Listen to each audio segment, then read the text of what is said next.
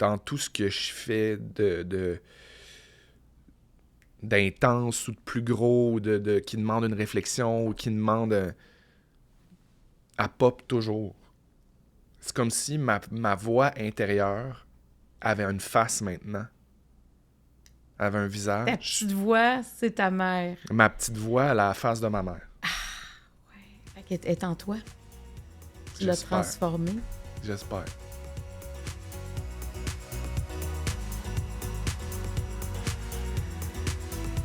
Le jeu de table Ouvre ton jeu est disponible partout en magasin et sur randolph.ca. Bonjour tout le monde. Aujourd'hui, je reçois un homme avec beaucoup de charisme. Je l'aimais déjà quand je le voyais l'autre côté de mon écran de télé. Et quand je l'ai rencontré en personne, c'était encore plus fort. J'ai eu un gros coup de cœur parce que c'est quelqu'un qui n'a pas de filtre, qui dit ce qu'il pense, qui démontre ses émotions. Et ça, je trouve que ça fait du bien de sentir les émotions de chaque personne que je reçois. Alors, je vous présente cet homme de cœur, Félix-Antoine Tremblay. T'es bien fine. Je te renvoie tout ça. Toi-même. Non, mais c'est vrai, Félix-Antoine, la première fois que je t'ai rencontré, j'avais le même feeling que je ressentais quand je te voyais l'autre côté de mon écran, mais c'est encore plus puissant. T'as une grande qualité de présence. Je sais pas si on te l'a dit souvent, mais t'as ça. C'est gentil. Quand t'es là, on le sait que t'es là. C'est sans que tu dises un mot, il se passe quelque chose. Ben, je me souviens aussi de notre première rencontre, puis je me souviens que j'avais eu un coup de cœur. Tu sais, on dirait que je sais pas si j'ai cette grande qualité de présence-là, mais je pense que je ressens quand quelqu'un est heureux de me rencontrer ou quand je sens la sincérité de quelqu'un. Fait que automatiquement, ça me donne envie d'être moi-même puis de baisser ma garde. Fait que c'est une super belle qualité. Je te remercie. Est-ce que tu la mets souvent, ta garde? Oui, je la mets quand même de plus en plus, je dirais. Je pense que c'est un défi pour moi de mettre mes limites rapidement, tu sais, parce que je pense que dans ce désir-là d'être aimé, de plaire, d'être reconnu, d'être entendu, d'être validé, ça peut venir avec être utilisé, être manipulé, être perçu pour quelqu'un qui n'est pas capable de mettre son pied à terre. Fait que je pense que la trentaine, depuis 35, là, j'essaie vraiment de mettre plus mes limites. Là, t'as quel âge? Là, j'ai 37. OK, donc t'as été échaudé. Oui, j'ai été échaudé. Puis, tu sais, je pense que ça, c'est quelque chose qui s'apprend sur le tas. C'est pas quelque chose que tu peux te faire dire « Ah oui, quand t'arrives à mettre tes limites, quand t'arrives à te faire utiliser, quand t'arrives à... » Puis sans que les gens nécessairement t'utilisent pour les mauvaises raisons volontairement. Juste des fois, toi-même, tu permets aux gens d'aller trop loin dans une certaine situation qui est pas confortable. Ben, à un moment donné, tu dis « Ah oui, OK, je pense que là, il faudrait que je commence à dire plutôt ce que moi, j'aime pas ou ce dans quoi je suis inconfortable. » Parce que, à quelque part, j'en suis responsable. C'est moi qui le tolère, c'est moi qui l'accepte, tu sais. Mais en même temps, c'est avec, des fois, l'expérience qu'on comprend c'est quoi nos limites aussi. Exactement. C'est quand on les dépasse qu'on dit « OK, il faut le vivre en même temps. » C'est ça qui s'apprend pas. Vraiment. On peut pas dire à un enfant « Voici, tu sais, quand il est petit, on comprend, mais quand il vieillit, on peut pas y dire. C'est nous qui l'apprenons. Non, faut tomber, faut se faire mal pour faire « Ah oui, OK, quand je cours vite, puis je m'enfarge dans le tapis, puis je me râpe le genou, c'est ça qui fait mal. Parfait, ben je vais pas courir quand je suis sur le tapis pour pas m'enfarger dedans. » Est-ce que c'est difficile, ça, d'avoir comme une forme de méfiance qui s'installe? Oui, c'est difficile dans le sens où tu veux pas que ça devienne de la méfiance. C'est ça le défi, je pense. La ligne est mince entre les deux. Parce que moi, j'ai pas envie de me méfier, j'ai pas envie d'être suspicieux des gens que je rencontre, d'être suspicieux des affaires qui m'arrivent. J'ai juste envie de me présenter de façon honnête, sincère, authentique, puis que ce soit en cohérence avec ce que j'ai envie d'avoir dans ma vie, puis ce que j'ai envie d'avoir, puis ce que j'ai surtout pas envie d'avoir dans ma vie. Fait que, tu sais, je pense que je donne une confiance aveugle, mais consciente aux gens que je rencontre, aux amis que je me fais, dans mes amours, dans mes relations de travail. Fait que j'aime faire confiance d'entrée de jeu facilement, mais je suis quand même conscient, pas méfiant, conscient. Ça change quoi dans ta vie? J'ai l'impression d'être beaucoup plus connecté avec ce que je suis, avec comment je veux que ma vie soit. J'ai l'impression que si je suis pas bien dans une situation, j'ai beaucoup plus de contrôle. Je suis beaucoup plus en phase avec mon instinct puis mes intuitions profondes parce que je pense que mais je veux pas être ésotérique, mais quand je fais un peu une relecture de ce qui se passe dans ma vie, de ce qui s'est passé, de comment j'ai été blessé, de comment j'ai été déçu, de comment j'aurais voulu des fois que les choses se passent autrement, puis qu'est-ce que j'apprends de ça. Mais au terme de ces réflexions-là, règle générale, quand je fais une rétrospective, j'avais raison la première fois que j'ai fait « Ah, on dirait que je suis pas bien. Ah, on dirait qu'il y a un red flag. Ah, on dirait que je file pas quelque chose. » Ben, je pense qu'il faut que j'apprenne aussi à plus m'écouter. Fait que, tu sais, dans l'idée d'être méfiant, pas d'être plus méfiant, mais d'être plus connecté encore avec ce que je ressens à l'intérieur. La petite voix, des fois, elle est fun à écouter. C'est bien dit, ça. Parce que c'est vrai que la méfiance, c'est lourd à porter. Ouais. Ça prend de l'énergie. Mais la petite voix, c'est de la confiance en soi aussi. Ben, c'est étonnant. C'est étonnant parce que, tu sais, il y a une grosse différence entre confiance en soi et estime de soi. Confiance en soi, je pense que j'en ai. Estime de soi, c'est à travailler tout le temps. Fait que tu penses que c'est ça ton lien avec l'espèce de... Tu sais, tu dis, je veux pas être méfiant, mais ta petite voix, pour toi, elle vient de ta confiance ou de ton estime? Les deux. Ça vient des deux. Donc, c'était l'estime, ta faiblesse, dans le fond. Ouais, la petite voix vient de ma confiance en moi, mais la méfiance vient de l'estime de moi parce que j'ai extrêmement peur de me faire jouer. J'ai extrêmement peur d'être le dindon de la farce, de me ramasser dans une situation où j'ai pas vu les affaires, j'ai pas compris les affaires, je me suis laissé marcher dessus, j'ai pas aimé ce qui s'est passé. Fait que ça, je pense que c'est vraiment relié à l'estime de soi, la peur d'avoir l'air de quelque chose, la peur d'être quelque chose perçu. De l'ego. Oui, exactement. Fait que ça aussi, c'est un défi à travailler. Puis, ultimement, moi, j'adore ça. J'aime l'humain, j'aime me poser des questions, j'aime jaser. Tu sais, des fois, je parle avec mon chum, puis il est comme, on parle encore de ça? Je suis comme, ouais. Oui, on en parle encore parce que moi, j'ai besoin de le comprendre encore plus. Puis oui, ça fait peut-être 5 fois qu'on en parle. Mais c'est pas clair encore pour toi. Mais c'est pas clair, ça n'a pas fait exactement le chemin que je voulais. Puis je veux juste être sûr qu'on est 100% au même diapason. Fait que, ouais. Est-ce que tu consultes, toi? Ah ben oui. Moi, j'ai envie de dire à tout le monde de consulter. C'est la meilleure affaire qui soit arrivée dans ma vie. Je conçois pas qu'on fasse des inspections sur nos chars avant de les acheter. Je conçois pas qu'on fasse des changements d'huile, qu'on fasse rééquilibrer nos chars, puis qu'on fasse pas rééquilibrer notre cerveau puis notre cœur. Je trouve que c'est l'affaire la plus utile, sincère, honnête à se faire comme cadeau. Je pense que je vais le faire toute ma vie, puis je réalise aussi que consulter, voir ma psy qui est extraordinaire, c'est encore plus bénéfique puis payant quand j'arrive là puis que je dis « Hey, on dirait que je sais pas de quoi je vais parler aujourd'hui. » Tu sais, dans mon char, quand je m'en vais vers ma psy, je suis tout le temps un peu dans « Bon, ouais, ça a été rough ce mois-ci, il est arrivé ça, je vais parler de ça, comment j'ai réagi là-dedans, blabla. » Puis il y a des fois où ça va super bien, puis j'ai rien à dire. Tu te demandes pourquoi je vais là. Pourquoi je vais là, pourquoi je m'en vais payer. Puis c'est là qu'il y a les plus belles affaires qui sortent. Puis souvent, je réalise que les chemins, je les fais moi-même, tu sais. Je m'en vais juste chercher une validation dans une certaine réflexion que j'ai moi déjà à la base. Mais j'adore consulter. Je trouve que tout le monde devrait faire ça. Mais c'est tellement extraordinaire maintenant parce que, tu sais, il y a 30 ans, on parlait pas de consulter aussi facilement. Il y avait quand même un tabou où ceux qui consultaient n'osaient pas le dire, puis c'était comme si tu étais dérangé. Tu avais un autre problème, alors que, comme tu le dis, c'est une mise au point. Exactement. Puis c'est un cadeau à se faire. Tu sais, c'est vraiment... C'est drôle parce que je parlais de ça avec ma psy qui disait... je disais tout le temps, « Ah, c'est le fun de venir ici parce que je trouve que c'est comme un safe space. Tu sais, c'est une place où je peux tout dire en sécurité. » Puis elle m'a repris, elle me dit... C'est pas un safe space, c'est un brave space. Parce que le safe space sous-entend que tu vas à quelque part, puis qu'à l'extérieur de là, t'es en danger, t'es pas en sécurité.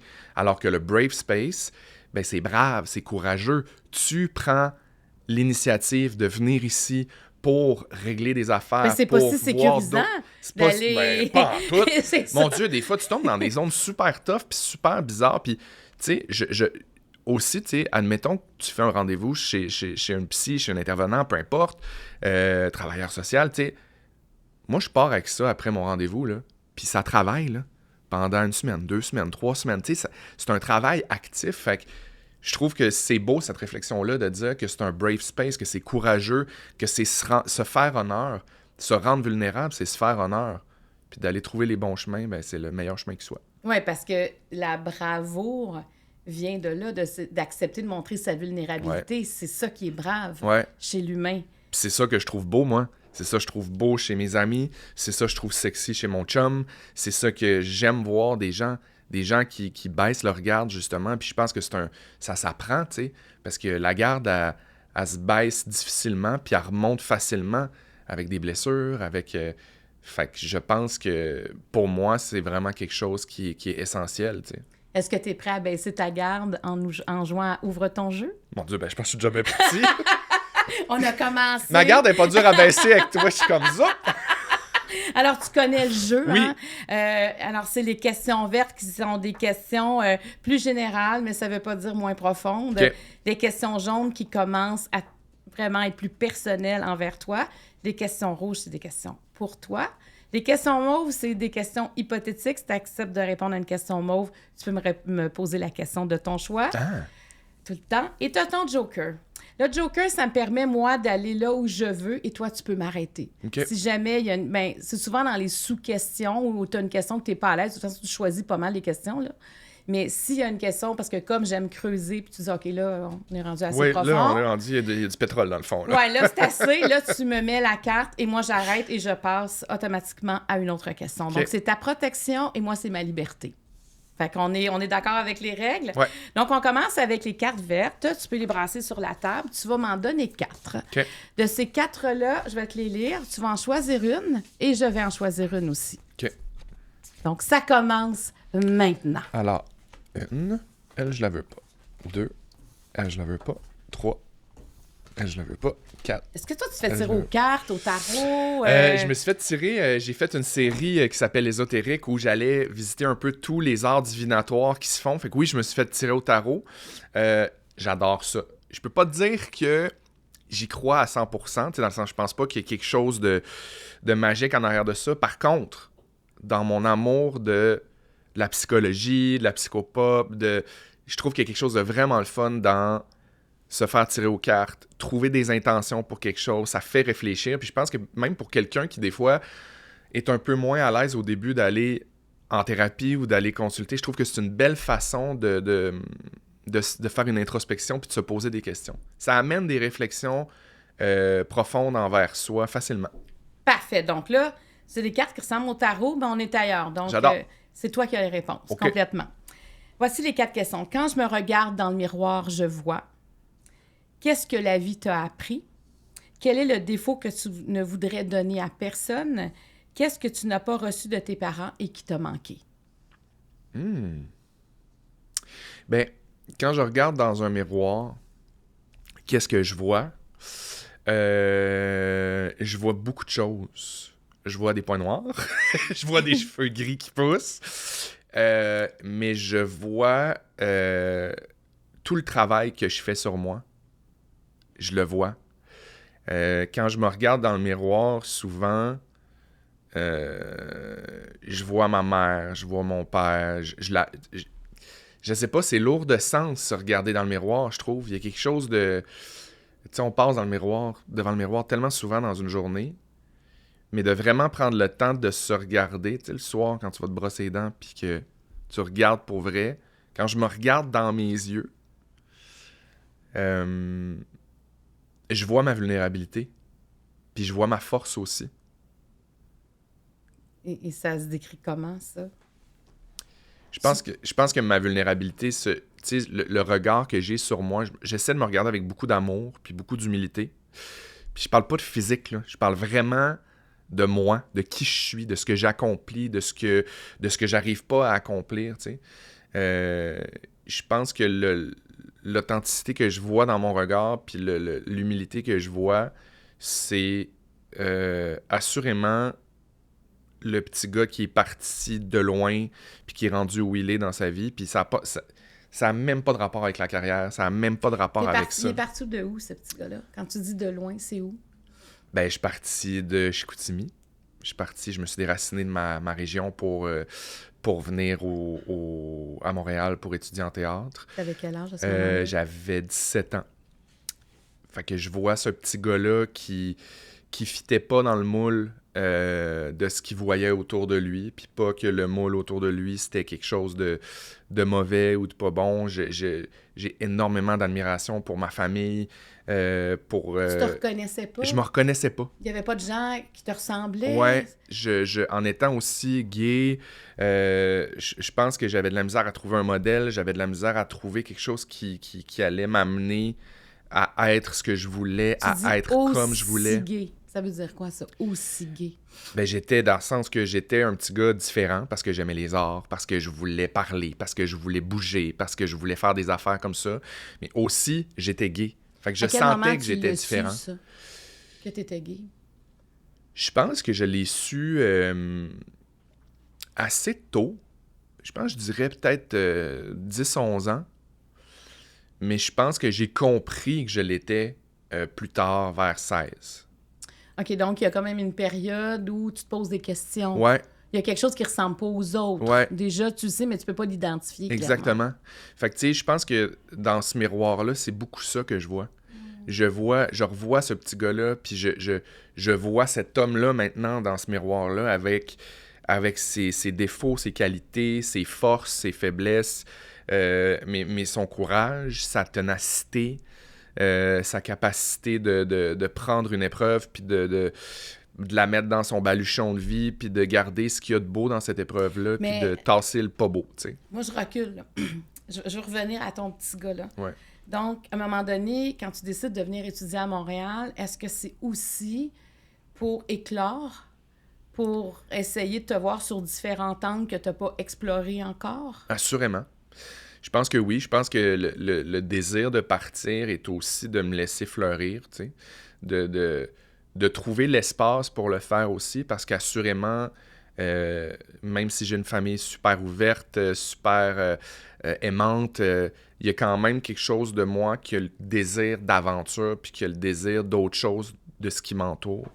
Fait que oui, ce départ-là, assurément, il était pour me donner des ailes, puis me laisser l'occasion d'explorer certaines choses, puis au niveau de ce que je suis, au niveau de ce que je veux, puis le plaisir d'aller me tromper aussi, puis d'aller m'enfarger, tu sais.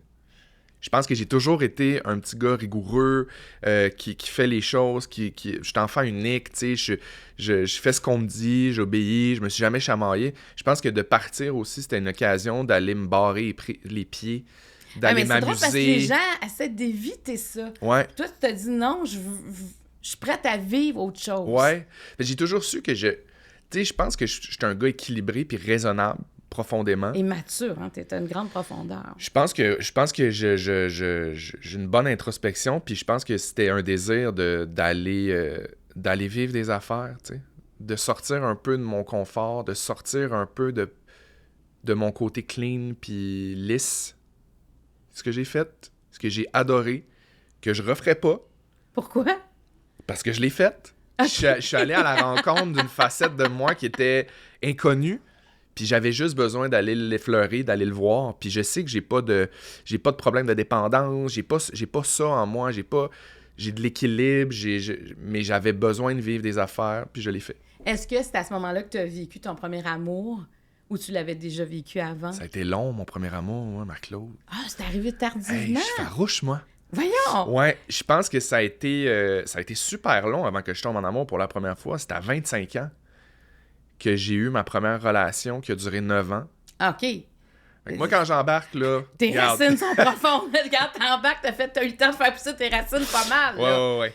Non, je pense que aussi, tu sais, je pense que mon départ vers Montréal m'a permis de réaliser que j'avais ce tempérament-là d'être un peu hard to get, difficile à atteindre.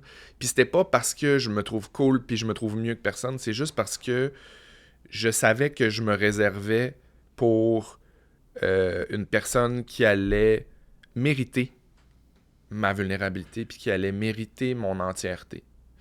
Fait que je Tu pense connaissais déjà beaucoup. ben, je pense que il a fallu que je me découvre avant de réussir à tomber en amour. Fait que donc, d'arriver à 25 ans puis de tomber en amour pour la première fois, j'avais quand même déjà un petit peu un Parce bagage. qu'il y en J'étais a qui parti se depuis définissent. 17 ans, je vivais tout seul, je me démardais, j'avais 3 jobs pour payer mon loyer, j'allais à l'école, tu sais. Fait que je me sentais déjà plus confiant en possession de mes moyens. T'es autonome. Parce qu'il y en a beaucoup qui se Ah oui. définissent dans l'amour. Ouais. Tu sais, ils attendent ça un peu pour se découvrir face à l'autre, en réaction à l'autre. Ouais, Toi, moi, t'as pas fait du ça tout. seul. J'ai fait ça tout seul. Puis je pense que, tu sais, j'ai mes failles en amour aussi, là. Dans le sens que je veux plaire, puis je veux que l'autre soit heureux, parfois au détriment de mon propre bonheur. C'est pas une bonne chose à 100%, ça. Mais je pense que, même à ce jour, puis j'essaie de me dire ça souvent, que pour moi, être en couple, pour moi, l'amour, c'est un bonus. Si je suis pas en amour avec moi, puis si je suis pas bien avec moi, cette relation-là a aucun sens. J'ai besoin de sentir que moi, je suis capable de partir quand je veux d'une relation, puis que je suis capable d'être heureux. Puis j'ai besoin de sentir que l'autre a pas besoin à 100% de cette relation-là pour se définir non plus. C'est Donc, quand même un défi, puis c'est quand même dichotomique avec être en amour, là. Mais je suis profondément en amour, puis je veux que Mais ça c'est marche. Puis, exigeant pour l'autre aussi. euh, C'est-à-dire qu'il veut pas que tu te sens comme une espèce d'indépendance ouais, à travers tout ça. mais je suis investi à 400 000 %. Trop? Oui. Souvent. Mais ça fait partie de moi, puis ça fait partie de ce que je travaille en thérapie. Non, c'est pas vrai.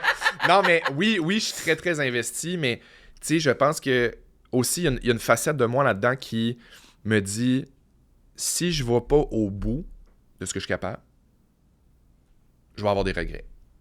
Puis je serai pas heureux de la façon dont j'ai géré certaines problématiques. Si je vais au fond, puis j'ai l'impression d'avoir tout donné, même si c'était trop, je pourrais jamais m'en vouloir. Puis je pourrais jamais me dire que j'ai pas essayé. Moi, je me dis toujours, j'ai une phrase, c'est j'aime mieux avoir des regrets que des remords. J'aime mieux regretter quelque chose que j'ai fait qu'avoir des remords de ne pas avoir fait quelque chose, tu comprends? Tellement. Tu sais, quand tu le fais, ben, Ouais, t'as ton histoire, puis Exact. peut-être ça n'a pas marché, mais c'est dans ton petit baluchon. c'est ça. Puis tu sais, oui, je pense que je suis intense, tu sais, dans le sens où moi, je suis balance, là. Un signe d'air.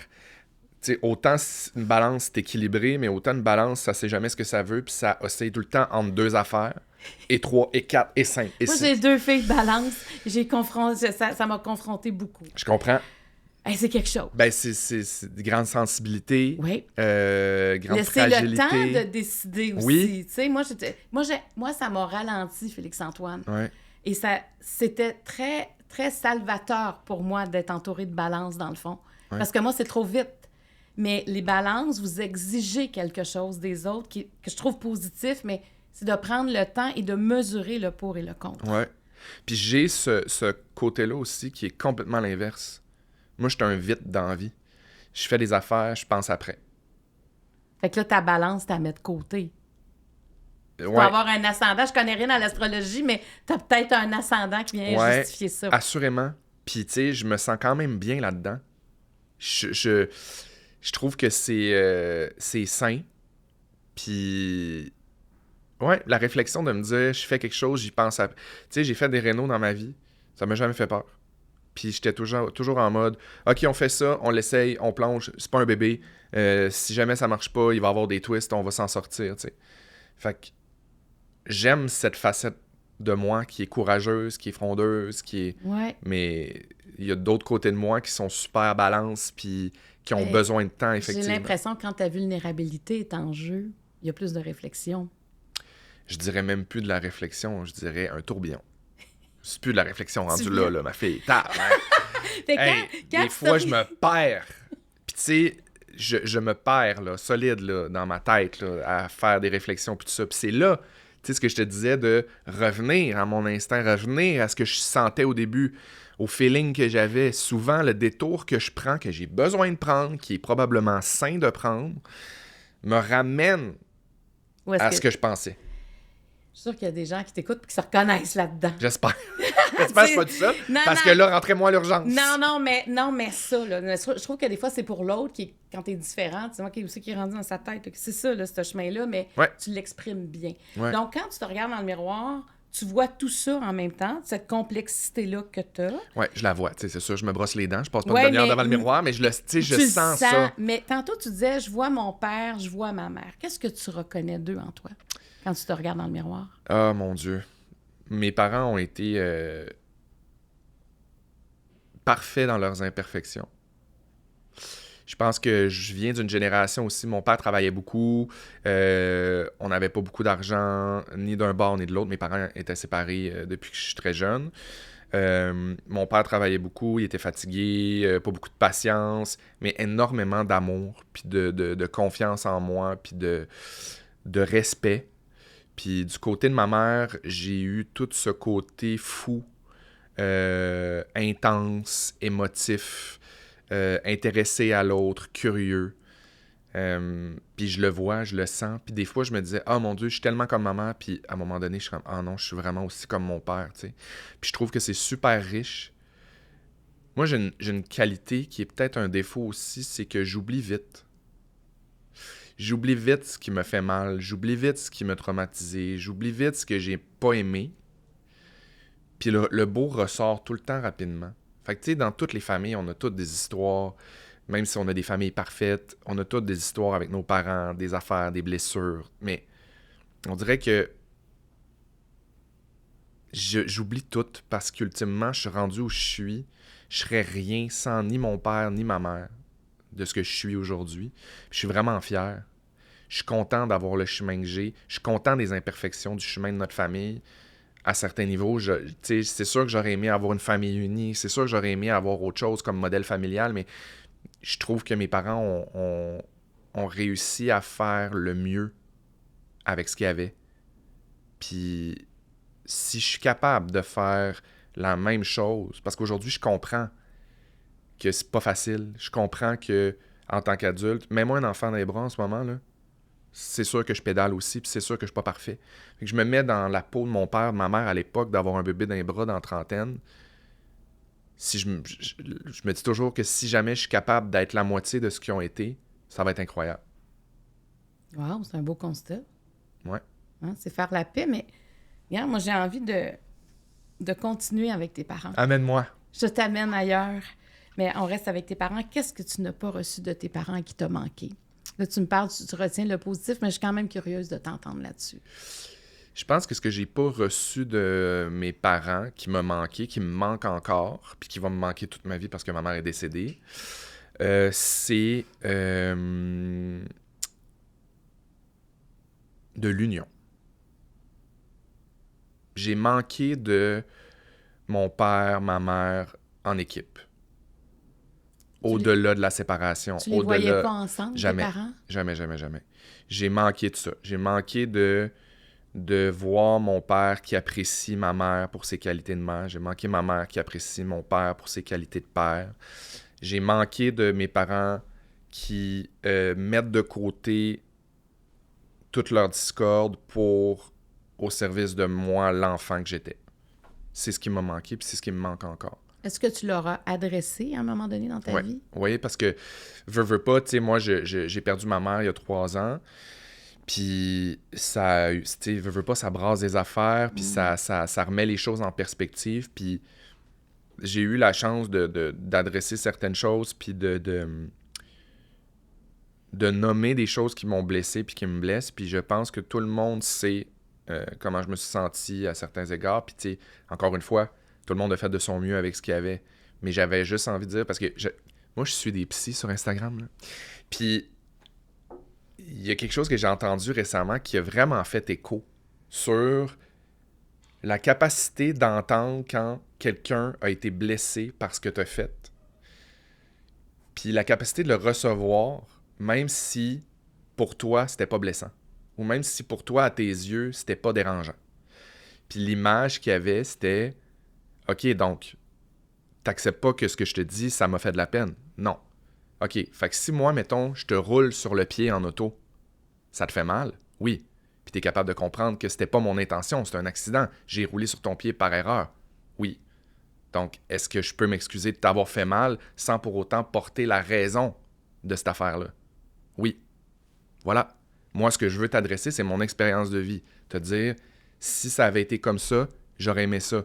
Maintenant, j'aurais aimé ça que ce soit comme ça. Est-ce que tu peux t'excuser juste, même si tu n'as pas réalisé ça, que ça m'a fait mal, que ça fait partie de mes blessures? Tu avais besoin d'être validé, d'être reconnu dans cette souffrance-là. Exact. Est-ce qu'elle l'a accepté, ta mère? Oui. Et Puis mon père aussi. Puis ça fait du bien. Oui, qu'est-ce que ça a changé, ça? C'est rien, en fait. Tu réalises que c'est rien, que c'est correct, puis que probablement que profondément, les deux le savaient, tu sais. C'est juste qu'on vit tellement dans le silence, puis on met ça derrière nous, puis on avance. Puis moi, j'avance avec ça, que rendu à un certain âge, je suis comme « Ah non, mais j'ai besoin de l'entendre. J'ai besoin de le dire. » Est-ce que justement, ça a arrêté cette attente-là, tu sais? Parce que cette attente-là, c'était présent dans ta tête, cette attente de reconnaissance de vous. Il y a quelque chose qui m'a manqué, nommez-le, tu sais, dites-le moi, ou bien assumez ça, tu sais. Moi, ça m'a satisfait. Tu sais, après ça, eux, leur chemin, ça m'appartient pas, tu sais. C'est moi qui choisis de... Mais si tu l'avais pas nommé, ils t'en auraient pas parlé. Probablement jamais. Mais c'est fou parce qu'eux, ils le voyaient pas, cet aspect-là. Ouais. Mais c'est important ce que tu dis parce que souvent, on attend des autres des choses qu'ils ne voient pas, puis on est toujours éternellement déçus. Mm-hmm. Mais d'aller à la recherche de ta réponse, d'aller à la recherche de nommer ton inconfort, ça a changé la suite. Ouais. Parce que tu as tourné ce chapitre-là. Vraiment. Puis les choses changent. Tu sais, puis c'est vrai que j'ai manqué de ça, tu sais. J'ai manqué de ce modèle familial-là uni, même dans la séparation. J'ai manqué de ce modèle-là de famille où je sens que les deux sont en équipe, tu sais. Aujourd'hui, mon modèle familial, qu'il soit ensemble, qu'ils soient séparés, qu'ils soient deux amis qui décident de faire un enfant, pour moi, le modèle de famille, il peut être tout ce qu'il veut. On a juste besoin de communication, on a juste besoin d'être capable de mettre notre ego de côté, puis de faire, bon, pour le bien de cet enfant-là, on doit être ensemble, on doit se parler. Il y a une chanson qui dit « On a mis quelqu'un au monde ». On devrait peut-être l'écouter. Exactement. Puis, mais tu sais, c'est comme dans le fond, on a mis quelqu'un au monde. Là, on comprend que c'est tes deux parents, fait qu'on devrait peut-être continuer ensemble malgré tout. Ouais. Mais c'est un grand message que tu lances. Parce que ça doit résonner chez des gens, tu sais. Ouais. Parce que des fois, l'amertume, la trahison, tu sais, des fois, peu importe la raison de la séparation, des fois, il y a une douleur. Mais quand il y a un enfant, il y a un lien, il y a un trait d'union qui va toujours rester là. Ouais. Puis c'est ça l'image que j'ai, tu sais, c'est comme si mes deux parents m'avaient roulé en char sur le pied. Puis j'étais comme, hey, je sais que vous avez pas fait exprès, mais y a-tu quelqu'un qui peut dire, je comprends que ça te fait de la peine, je comprends que ça te fait mal, c'était pas notre intention. Maintenant, bon, on va faire un bec et bobo puis c'est fini, tu sais. Y a pas de mort. Mais si ta mère avait pas été dans cet état-là, est-ce que tu en aurais parlé? Probablement, oui. Je pense que, tu sais, j'avais une vraiment belle relation avec ma mère. J'étais capable de parler de tout, tu sais, puis j'avais déjà adressé des choses à ma mère, tu sais, mais c'était toujours en mode ouais, mais tu sais ce que c'est, autre temps, autre mœurs, oui, puis mais je pense que d'adresser les choses dans un contexte où tu sais que les conversations sont comptées. Il y a une date de péremption. Ouais. Il y a peut-être une meilleure réception, puis une meilleure je sais pas, un meilleur accueil. Mais c'est là ou jamais, hein? Ouais. Fait que tu l'as adressé, mais ça, c'est du courage. T'es-tu fière de moi, Marc-Claude? Je suis fière de toi. Merci. Mais je suis fière de toi parce que je te dis souvent, on espère que l'autre devine. Ouais. Puis ça, il y a des gens, là, qui, toute leur vie, vont porter ça, puis quand la personne disparaît, ben ils n'ont pas eu la réponse. Ben, puis plus loin que ça encore, tu sais, moi, je dis que je suis enfant unique, tu sais, j'ai toujours été tout seul.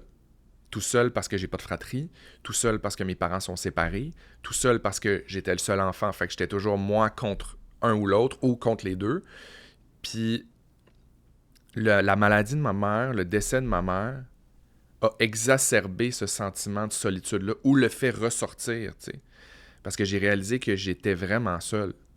j'avais personne avec qui partager ma peine que ma mère était malade. J'avais personne avec qui partager ma Est-ce que peine. tu peux pas le faire avec ton père non plus? Non. OK, ça va jusque-là. Ouais. C'est quand même profond. Je sentais que c'était pas la bonne personne. Puis, je pense que c'est correct aussi, tu sais. C'est pas... J'ai pas envie de réparer cette affaire-là une fois que ma mère est partie. Non, mais dans le sens que c'est ton fils qui a de la peine. Ouais. Peu importe. Ouais. Ton fils a de la peine. Mais je pense que, tu sais, la peine que j'avais, que j'ai adressée, était dans l'espoir de faire retrouver cette union-là que j'avais jamais eue, tu sais. C'était pas la bonne raison pour moi d'aller vers mon père avec la peine du décès de ma mère. T'es allé vers qui à ce moment-là? Vers mes amis, ma famille de choix, je dirais.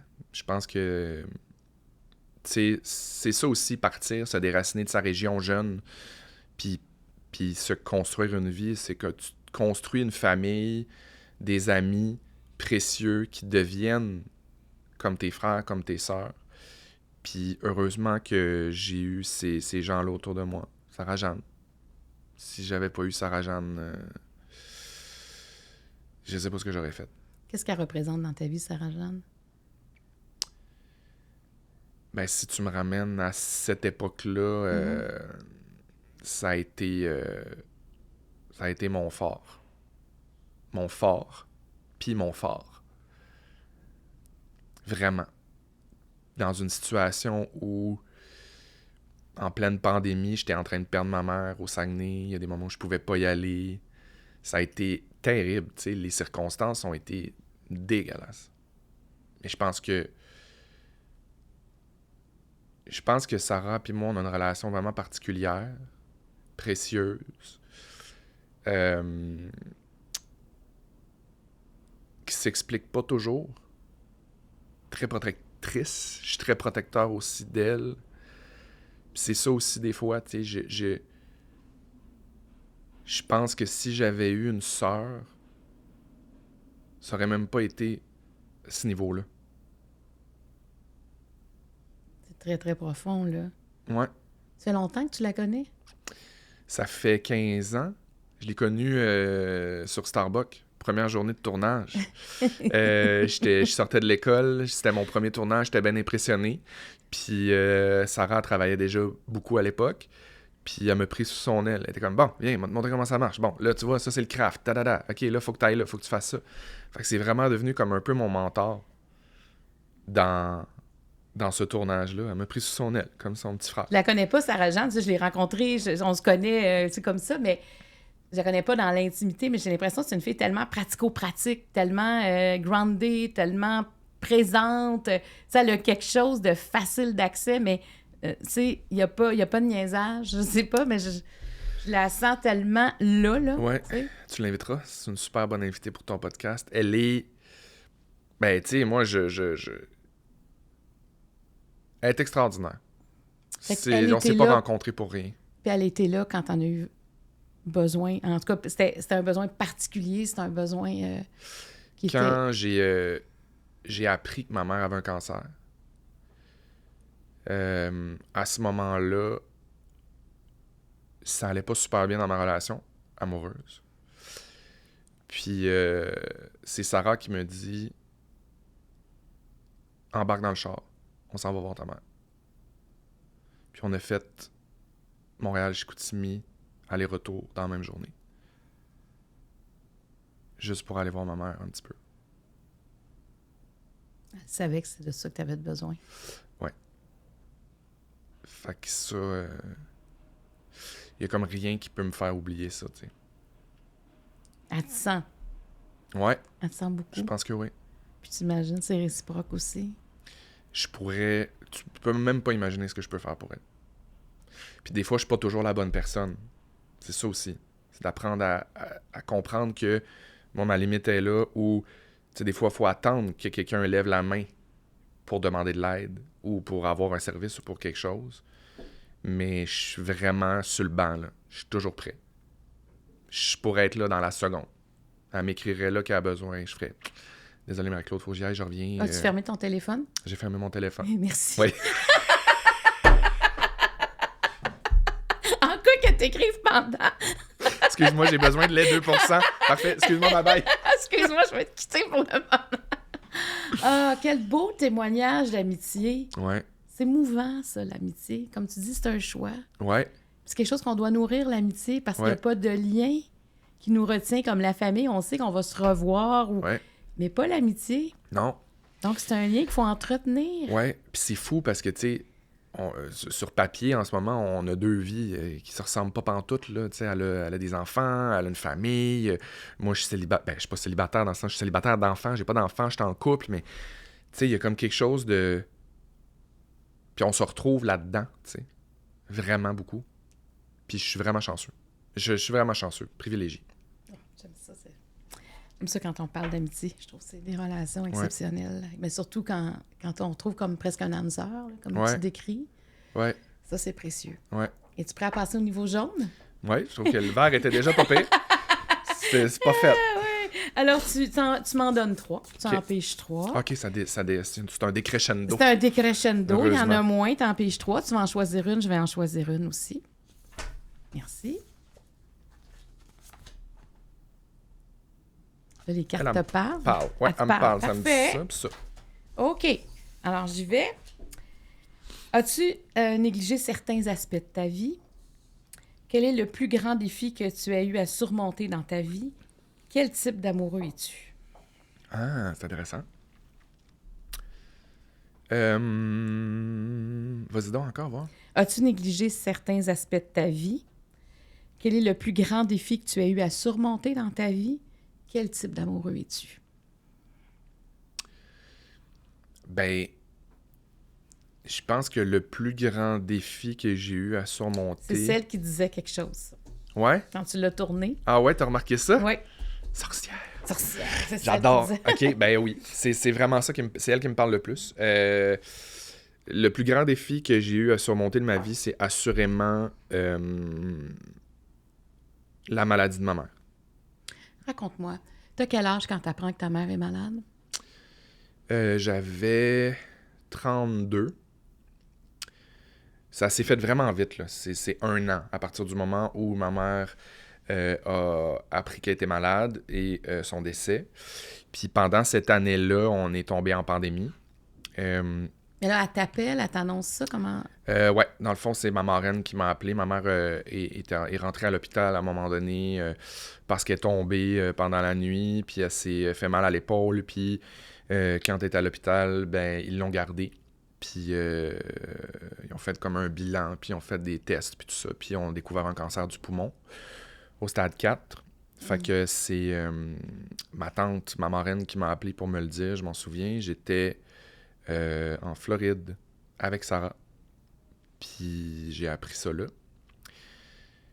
Et à ce moment-là, évidemment, quand je suis revenu, je suis allé la voir, tu sais, puis tout ça. Fait qu'à ce moment-là, il y avait un projet de...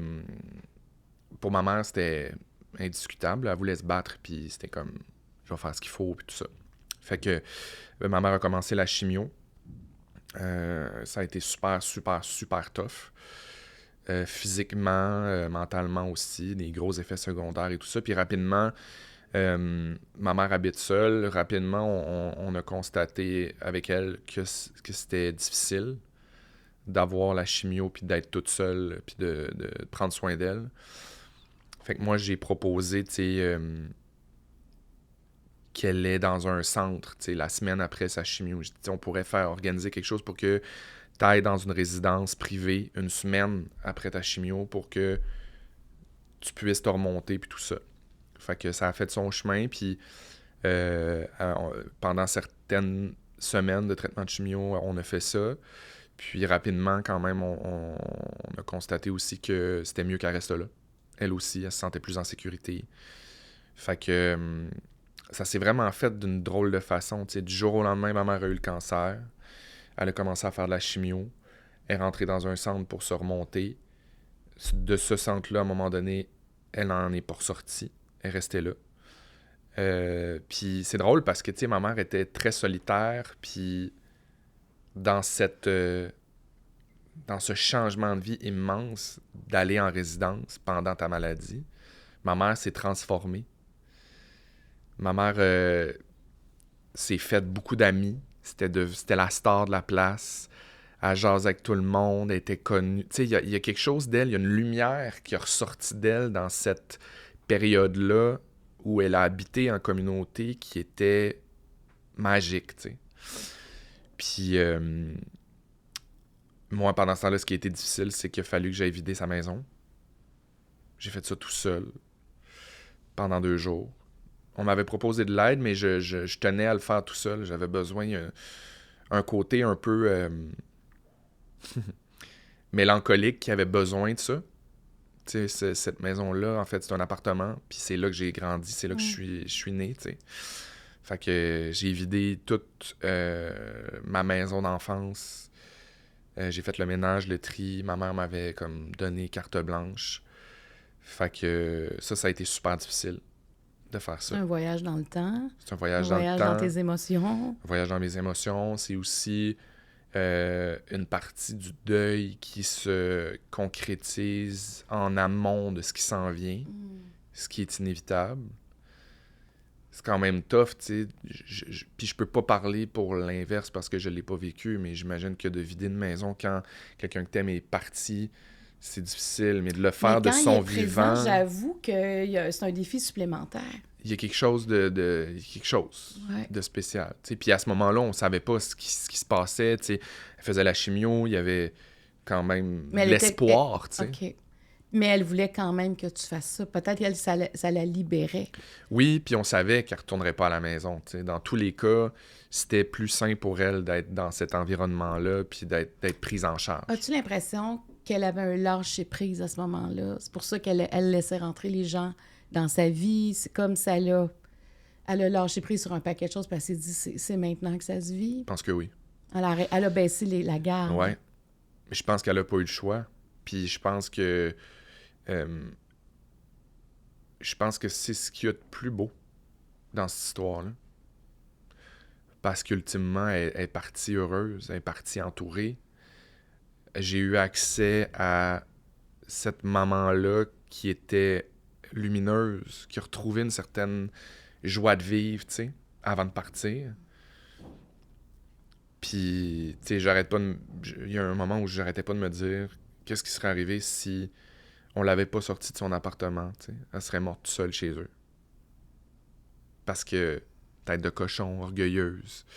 Puis, elle serait pas allée chercher de l'aide. Puis, il y a comme quelque chose de ça aussi qui m'apaise, de me dire, de son plein gré, étape par étape, on l'a amené vers quelque chose de super beau.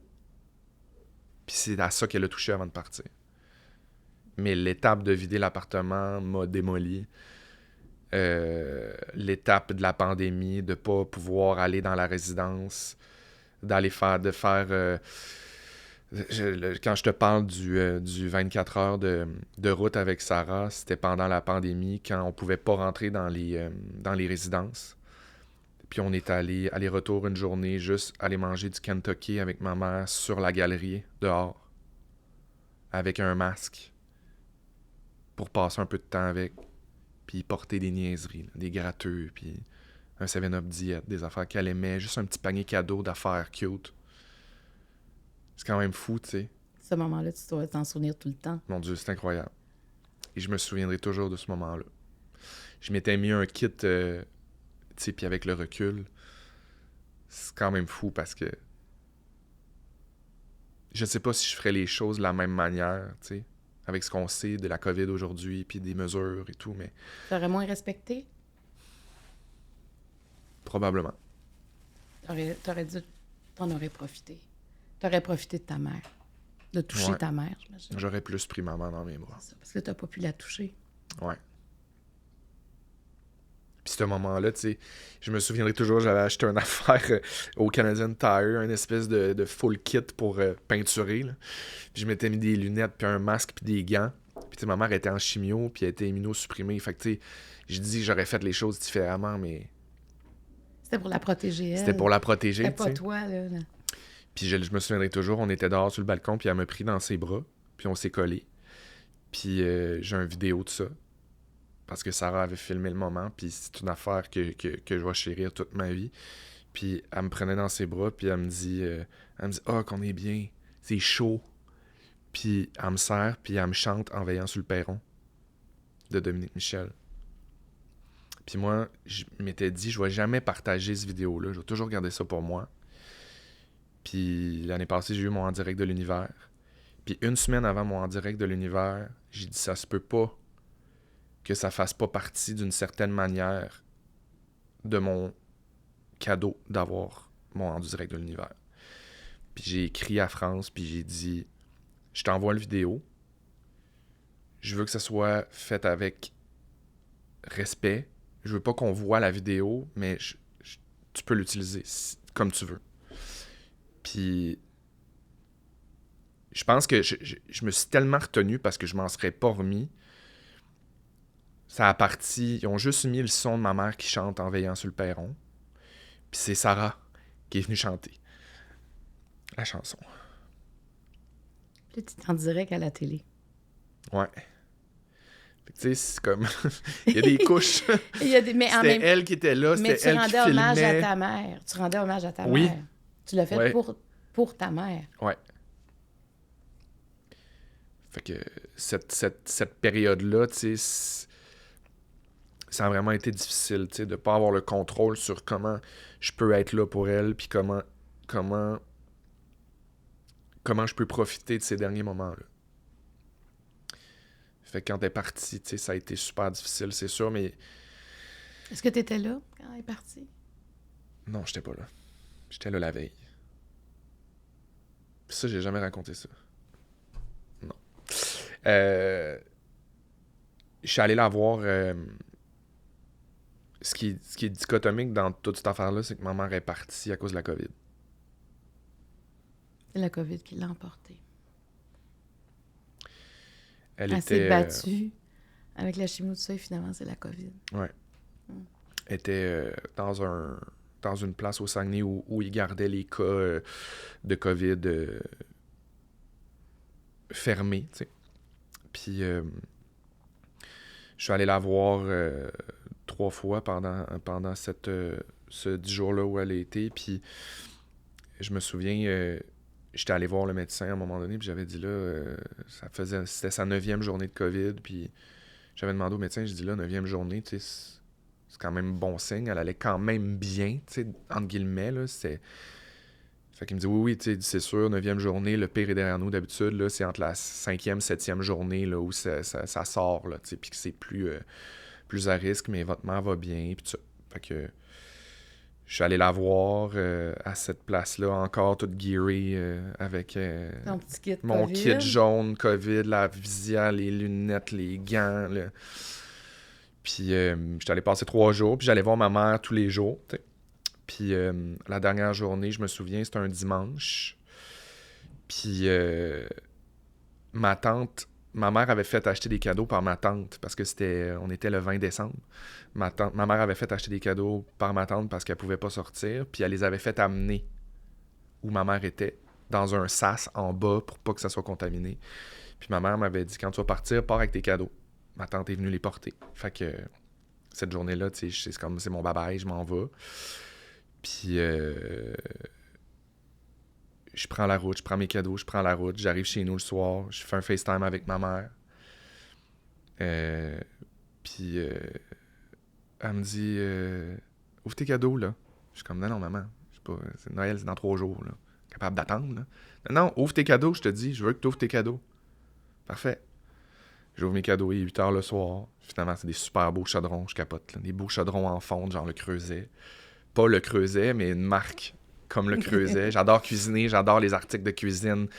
Je trouve ça super, fait que je suis super content, pis tout ça. Puis ma mère est bien de bonne humeur dans ce FaceTime-là. Puis je me souviens, elle me dit il faut que je te laisse là, je m'en vais jouer aux cartes avec les infirmières, on se rappelle demain.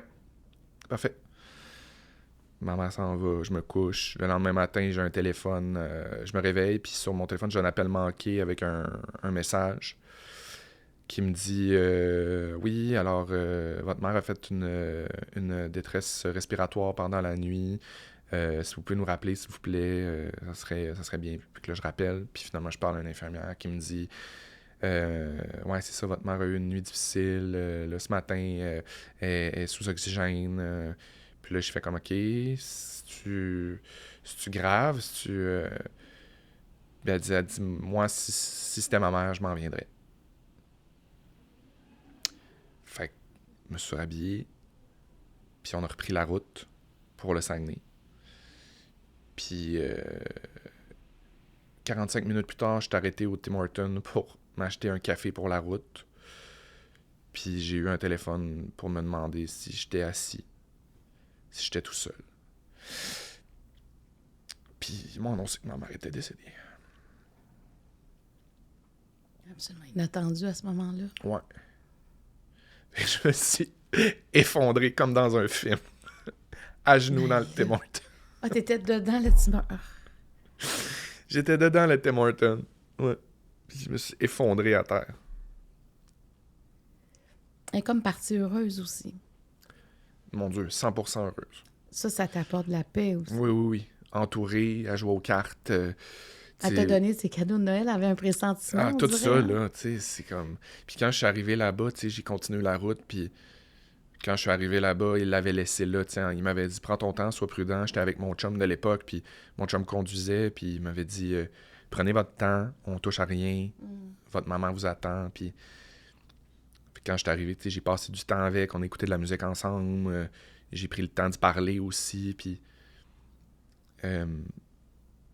je pense que ça...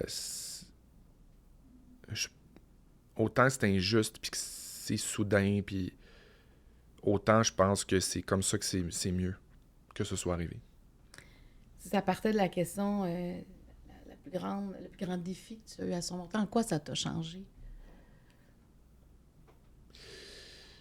Moi, ma mère, j'y parlais à tous les jours. Je disais tout. Puis c'était autant que ça me faisait chier d'avoir son avis, puis que ça me faisait chier de savoir ce qu'elle pensait sur ce que je faisais, sur mes choix, sur comment je vivais ma vie.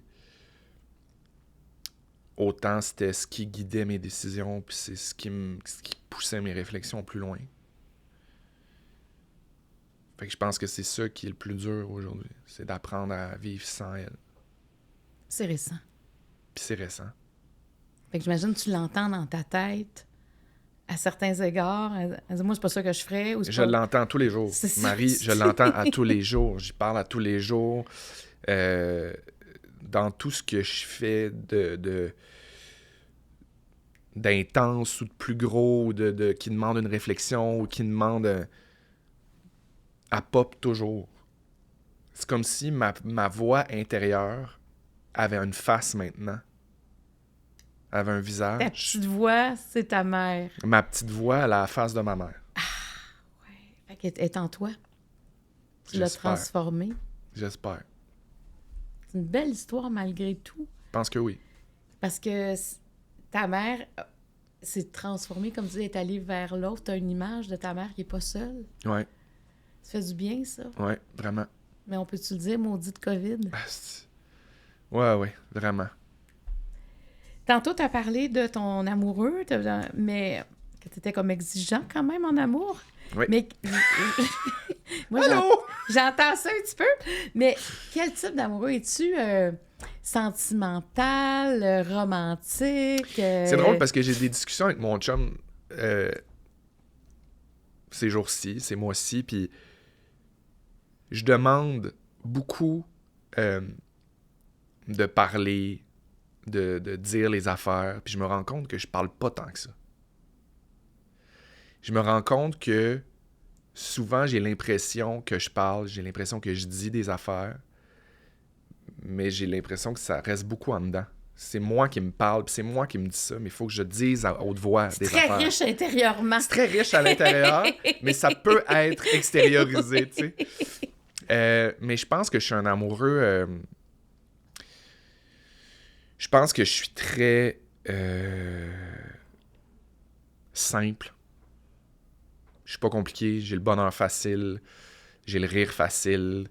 Rien me rend heureux, là. Tu sais, je suis pas compliqué. Tu dis rien te rend heureux. Ouais. Et non, rien me rend heureux. Rien me rend heureux aussi. Attends, rien, OK. Rien me rend heureux avec la bonne personne. OK, toi, juste être là avec, Ouais. T'es déjà heureux. Ouais. Mais toi, t'es pas fusionnel. Si t'es prêt à partir. Non, je pense pas que je suis fusionnel. Je pense que je suis très bien en couple. J'aime être à deux. J'aime être en équipe. J'aime cette image-là. Mais je suis pas fusionnel. Tu sais, mon chum peut partir 3 semaines en voyage à quelque part. Je pense que c'est lui qui va le plus s'ennuyer. Je vais m'ennuyer aussi, c'est sûr, mais je suis comme, ben non, mais c'est malade, tu t'en vas 3 semaines en voyage, profite-en, puis amuse-toi, puis on va s'appeler, on va s'écrire, puis c'est bien correct, là, tu sais, ça va, je vais m'ennuyer, mais c'est le fun de s'ennuyer. Tu sais, j'ai pas cet ennui-là viscéral, négatif, péjoratif. Il y a quelque chose de positif pour moi dans vivre des affaires quand même. Mais je pense que je suis très, très dévoué. Ça, je peux me donner ça, je suis capable de me donner ça, là. Je suis dévoué, je suis présent, je suis à l'écoute, je suis généreux, je suis attentif aux besoins de l'autre, des fois trop. Est-ce qu'il te le dit? Oui. Toutes mes relations, on me l'a dit. Ça va, je suis correct. C'est correct. Je suis comme, ouais, je comprends. T'es sûr ça va? Arrête de me demander si ça va. Ça va. Si ça va pas, moi te le dire. Ça va-tu? T'es-tu heureux? T'es-tu bien? Fait que, tu sais, oui, j'ai ce côté-là de moi qui est un peu... Je veux vraiment que... J'ai besoin de ressentir que l'autre est bien. Mais des fois, tu sais, ça se manifeste pas par une fanfare puis des confettis, là, tu sais. Est-ce que tu trouves, c'est personnel, t'es pas obligé de répondre, mais qu'on l'est assez envers toi attentif? Des fois, oui. Des fois, non. Mais je pense qu'il y a une grosse part de responsabilité qui me revient dans ça. Je pense que je suis entouré de gens qui sont attentifs, qui sont à l'écoute, qui sont prêts à m'aider, qui sont prêts à me soutenir. Mais j'ai encore du chemin à faire dans nommer les affaires, exprimer mes besoins, nommer mes peurs. Fait que si je suis pas entendu, c'est pas parce que je suis pas bien entouré. Et amicalement, et amoureusement. Alors que toi, on n'a pas besoin de nommer nos besoins, que tu essaies de les combler. Puis c'est un problème. C'est ça, parce que tu n'attends même pas qu'ils soient nommés. Ouais, ta balance. Faut que je le ramène. Donc, tu es un bon chum. Je pense que oui. As-tu... Ah non, je pense pas que oui. Je suis un super chum. T'es un super Sérieux, chum. là. Non, je suis vraiment un bon chum. Je cuisine super bien, je fais du ménage, je suis entreprenant, j'essaye des affaires, je veux C'est quoi des ton plat, aventures. ton meilleur plat que tu cuisines? Bon, moi, je suis pas né dans le bon pays. Je suis très heureux d'être ici, mais je suis méditerranéen. Ah, OK, bien c'est Je bon suis pour la italien. santé, ça. Ouais. Moi, j'aime les pâtes, j'aime le poisson, j'aime mon plat préféré, là, fais-moi une plotée de pâtes avec une salade caprese, puis j'ai 4 orgasmes, là. Je suis super content. OK, puis toi, si tu reçois là, ton plat, là, tu sais, ton plat signature, Ça dépend de la saison. Félix-Antoine, là. Si c'est l'hiver, assurément, on va faire le rôti de palette de ma mère. Tu sais, Ok. le rôti de palette a repris ses lettres de noblesse, là. Je le sais. Tu sais, c'était comme une bouffe un peu plus famille ordinaire, pas beaucoup de budget, ça nourrit beaucoup de monde, c'est pas long à faire, c'est pas compliqué, c'est protéiné. Mais moi, le rôti de palette, là, je te sers ça, ma fille, là, c'est une grosse planche avec des légumes, une belle purée. Puis d'ailleurs, ma purée, ça, C'est quoi le secret de je ta l'ai volé purée? à quelqu'un, c'est de l'amour, ma fille. Puis je te jure, si tu viens manger chez nous à un moment donné, puis je te fais cette purée-là, ça peut mériter une demande en mariage. Ah, à ce point-là? Ouais. Mais toi, t'as déjà fait une émission de cuisine? Ah non. Il me semble que j'ai jamais vu là-dedans, mais Non. tu pourrais. Ah, j'aimerais tellement T'en ça. parles, là, puis je te vois, J'aimerais ça, là, puis j'aimerais ça t'éliminer. faire un livre de recettes. J'aime ça cuisiner. Je passe beaucoup de mon angoisse, Marie, là-dedans. Puis de ma peine. Puis pour moi, une journée réussie, là, mettons, si je suis une journée où je me sens bleu, une belle journée, puis une journée où genre j'ai réussi à faire quelque chose dans une journée de marde, c'est... Mon Dieu, je suis vraiment une femme d'un certain âge. C'est d'avoir réussi à faire le ménage de ma cuisine, d'aller au marché, de m'acheter des aliments que j'aime, faire une recette, refaire le ménage de ma cuisine, puis m'asseoir dans mon salon avec une chandelle allumée, puis ma cuisine propre, puis mon frigo plein. Moi, ça, là, c'est le paradis. Moment de je grâce. te jure, j'aime ça. J'aime cuisiner, j'aime couper des affaires.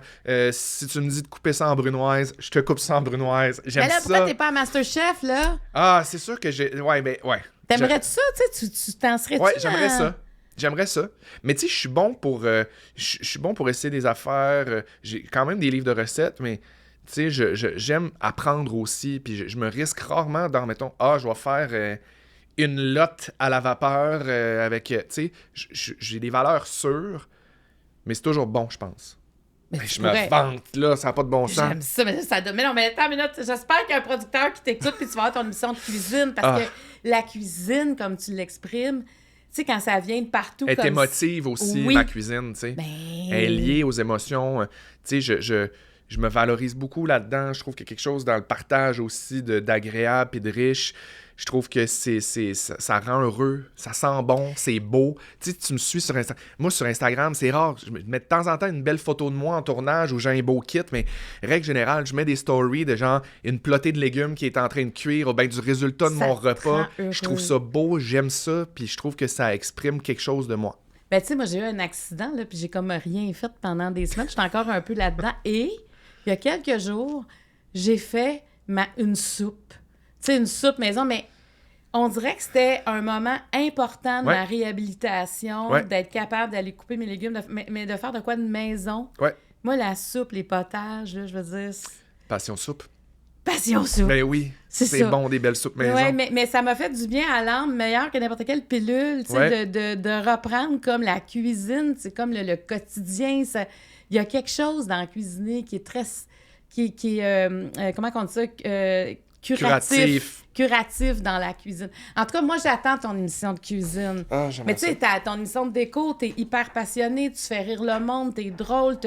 Mais te voir au chaudron, là, j'aimerais ça. Mais j'aimerais ça. Tu sais, je serais bon pour être un peu co-anchor d'un bon chef, là. Tu sais, comme... Oui, parce que tu poserais les bonnes questions. Niaiser puis poser des questions. Ben parce que quand t'aimes ça, c'est sûr que t'as les bonnes questions qui viennent. OK, mais moi... En tout cas, j'espère qu'un jour, tu m'invites à manger chez vous. Là, j'ai le goût de manger chez vous. Qu'est-ce qu'il faut que je te fasse pour que tu capotes? C'est quoi ton plat préféré? Qu'est-ce que t'aimes? Ben moi, c'est les poissons. Moi, là, je suis vraiment poisson et salade. Récemment, je suis allé au restaurant et j'ai mangé un roblos complet frit. J'avais jamais mangé ça. C'est vraiment genre un poisson qu'ils font juste descendre dans l'huile. Ils te l'ouvrent. Puis il y avait une espèce de mayonnaise, yogourt nature, coriandre, lime, un peu épicé. Je pense que j'ai été vulgaire tellement que j'ai aimé ça dans mon expression. Là. Ça va être ma prochaine tentative. Écoute, ça, là, les poissons, là, moi, je me tanne pas de ça. Justement, frit, bouilli, tu sais, peu importe, même sur le barbecue, sur le grill, tu peux le faire. C'est... Un beau poisson complet. On va virer ça en ouvre ton jeu spécial cuisine. Ouvre ton frigo. Ça, c'est J'adore. Bon. Ouvre ton frigo. Est-ce que tu es prêt à passer au niveau rouge? Oui. Je suis bien réchauffé. Oui. Tu m'en donnes 2 de ces questions-là et tu vas en choisir une. On répond à seulement une question rouge.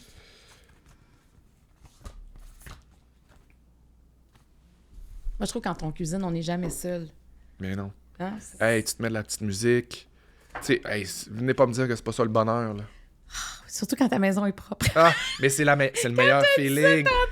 Tu sais, oui, ton lave-vaisselle, faut qu'il soit vide, ton évier est propre, ton poêle est propre. Là, t'arrives avec ton épicerie, tu places ton épicerie, tout est clean, puis là, ça part. Là, tu cuisines. Puis tu sais, quand tu 5 à 7 avec ton petit verre de vin, ben, le fun. Voilà. Bon, ben là, je trouve que tu as une question quand même qui ressemble. Tantôt, c'était le défi. Là, c'est quelle épreuve a été le plus difficile à surmonter? On dirait que j'en prendrais une autre. Je pense que tu as répondu. Est-ce que je me trompe? Oui. Hein? On va... Parce que défi, épreuve... Bon. Quelle place accordes-tu à l'intimité? Ouh. À quel besoin profond ton chum répond-il? Je pense que quelle place accordes-tu à l'intimité va répondre aux deux. Parfait.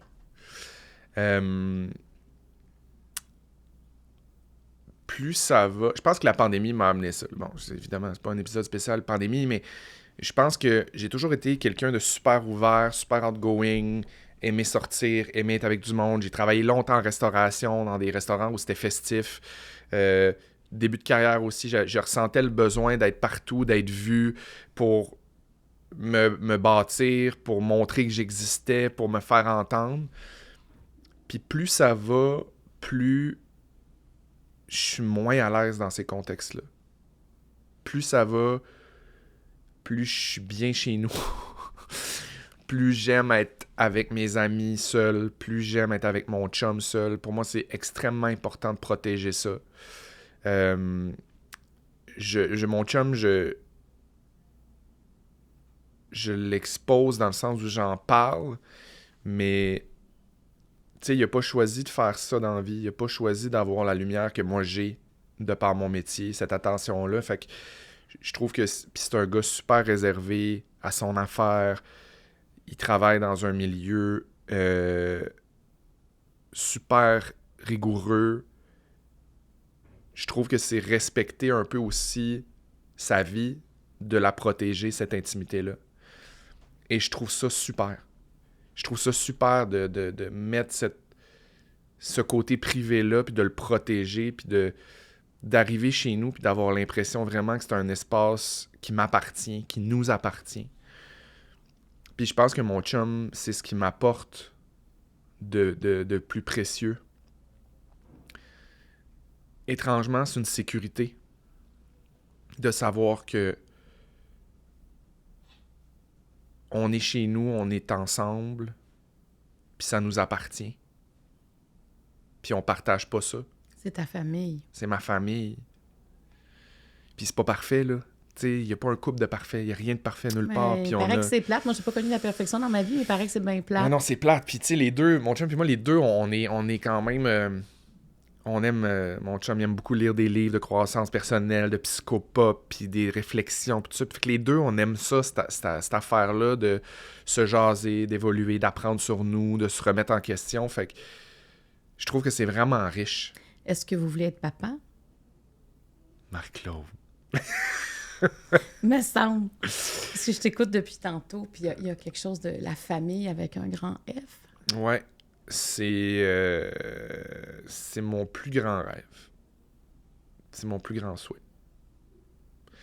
Je dis tout le temps que j'ai pas reçu... Tu sais, ce que j'essaie de garder de ma mère, admettons, puis de redonner. Je me dis toujours, j'ai pas reçu autant. Puis j'ai pas autant de respect pour ma mère, puis autant d'admiration pour ce qu'elle a fait dans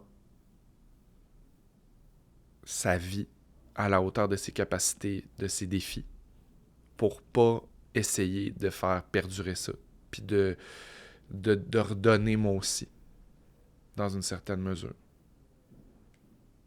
Est-ce que c'est quelque chose est-ce que tu fais des démarches? Est-ce que c'est concret dans ta vie? C'est très concret. C'est très concret. J'ai les deux pieds dedans en ce moment. C'est pas abouti encore. C'est quand même difficile. C'est des processus qui sont limités aussi pour un couple homoparental de gars, principalement. De gars, ouais, c'est différent, c'est ça. C'est très différent. Puis d'ailleurs, ça, c'est une affaire qui me donne le goût de monter aux barricades. C'est quoi ta plus grande barrière, présentement? Mon anatomie. Mais dans le système. Ah, c'est tout. C'est peu importe l'avenue qu'on prend, c'est des étapes. C'est de la bureaucratie, c'est complexe, c'est pas fait pour accueillir ce type de projet-là. Il y a 3 façons pour avoir un enfant au Québec reconnu. Il y a les enfants de la banque mixte, qui est de la DPJ. Dans le fond, c'est un programme lié à la DPJ, des enfants qui sont récidifs, dans des récidives de placement dans des familles d'accueil. À un moment donné, on décide pour le bien de l'enfant de faire « OK, là, on va te placer dans une famille à long terme qui, éventuellement, va déboucher peut-être sur une adoption. » Mais on sait que ce programme-là, c'est pas fait pour un programme d'adoption. C'est fait pour donner le temps aux parents biologiques de se remettre sur pied pour éventuellement ramener l'enfant dans sa famille. Mais souvent, ça fonctionne pas. Fait que l'enfant est placé en adoption dans sa famille d'accueil.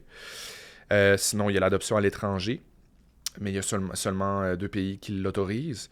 Pour les couples gays. Pour les couples gays. Autrement, faut mentir. C'est une espèce de gossage qui se peut pas. Au niveau législatif, c'est difficile. Puis sinon, c'est par femme porteuse, qui est un modèle qui est pas encore...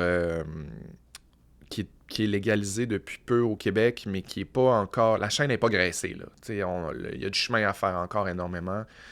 L'Ontario est beaucoup plus avancé. L'Ontario est avancé, puis c'est pas juste pour l'accessibilité aux familles homoparentales d'avoir recours à une femme porteuse, c'est aussi pour protéger, encadrer, puis faire en sorte que les femmes porteuses qui souhaitent le faire, qui souhaitent offrir ce cadeau-là inestimable à une famille, puissent le faire dans des barèmes respectueux, protégés, puis légaux. Fait que moi, je souhaite que ça devienne un modèle d'accessibilité à la parentalité qui soit positif et valorisé, et protégé et célébré. Moi, j'ai tellement aimé être enceinte que des fois, je me disais, moi, j'aurais pu être une mère porteuse. Tu sais, pour partager ça avec, justement, un couple comme ton chum et toi, qui, biologiquement, c'est pas possible. Puis je comprends que ça soit pas fait pour tout le monde, puis je comprends que parce que les gens comprennent pas, tu sais, que c'est un investissement, puis c'est physique, puis... Mais pour être à l'affût de ces démarches-là, il y a des femmes qui ont envie de le faire. Oui. Il y a des femmes qui le font pas pour l'argent. Il y a des femmes qui le font parce qu'ils ont eu 2 enfants, 3 enfants, puis qui veulent plus d'enfants, puis qui ont le désir de redonner ça à quelqu'un, qui ont le désir d'être enceinte, qui aiment être enceinte, mais qui n'ont pas envie d'avoir un autre enfant. Ouais. Je me dis juste, tu sais, pourquoi ne pas encadrer ça de façon où tout le monde est respecté et célébré là-dedans, pour que chaque adulte dans ce processus-là puisse arriver à accomplir son rêve. Donc, vous êtes là-dedans, là. Savoir comment avoir un enfant. Ouais. C'est comment arriver dans tout ce processus-là, qu'est-ce qui va vous convenir, qu'est-ce qui est possible. Et d'être dans ce processus-là, j'imagine que déjà ça, malgré les embûches, il y a quelque chose qui doit t'apporter de la joie, de t'approcher de ce rêve-là. Oui, parce que c'est quand même concret, malgré le fait que c'est très volatile comme processus. C'est très, je sais pas, c'est pas tangible, tu sais, c'est pas... tu sais, je reviens pas à la maison, ma blonde ovule, on fait l'amour pendant cette semaine-là, puis à un moment donné, on se croise les doigts, là. C'est voulu, là, tu sais. Pour embarquer dans ces démarches-là, quelles qu'elles soient, c'est réfléchi, c'est voulu. Ça fait longtemps déjà qu'on est là-dedans. Fait que, ouais, puis tu sais, j'ai envie d'en parler maintenant. Avant, j'avais peur d'en parler, de peur d'être jugé, de peur de pas... Mais maintenant, j'ai envie d'en parler, non seulement parce que j'ai le goût que ça se fasse, mais j'ai envie que ça se fasse plus facilement, puis plus légalement. On a des discussions à avoir. Faut arrêter de faire semblant qu'on peut pas le faire dans un beau cadre. Oui, il n'y a pas bien besoin fait, de se cacher ou de toujours être dans une espèce de zone grise. Moi, j'ai fait mes premiers reportages, mes premières entrevues sur la parentalité de 2 hommes, là. Parce que 2 femmes, il y a une différence. Parce que, 2 femmes, c'est assez simple dans le sens où... D'abord, moi, il y a un discours féministe, puis peut-être que je vais soulever des passions, là, mais il y a quelque chose de vraiment féministe dans le discours du droit à porter pour autrui. Ouais. Un gars versus une fille. Un gars va pouvoir donner du sperme, vendre du sperme facilement dans n'importe quelle banque, puis une femme peut acheter ce sperme-là, puis s'inséminer, puis avoir un enfant. Une femme qui désire utiliser son corps pour l'offrir à un couple, temporairement pour offrir un bébé, peut pas légalement être rémunérée pour ces services-là.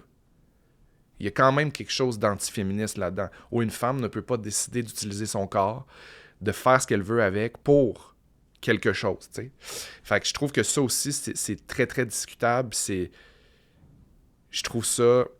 je sais pas, je trouve ça injuste parce que, ultimement, on le sait que ça existe. On le sait que ça se fait quand même. Ouais. On le sait qu'il y a des femmes qui sont payées au noir pour... Ouais. Puis pas au noir parce que c'est des femmes dans le besoin puis qui sont dans le drogue. Non, mais c'est parce que c'est la seule façon de le faire. C'est juste toi, tu pourrais dire, parfait, je vais le faire, je vais le porter ton enfant, puis moi, je décide qu'on te paye en dessous de la table.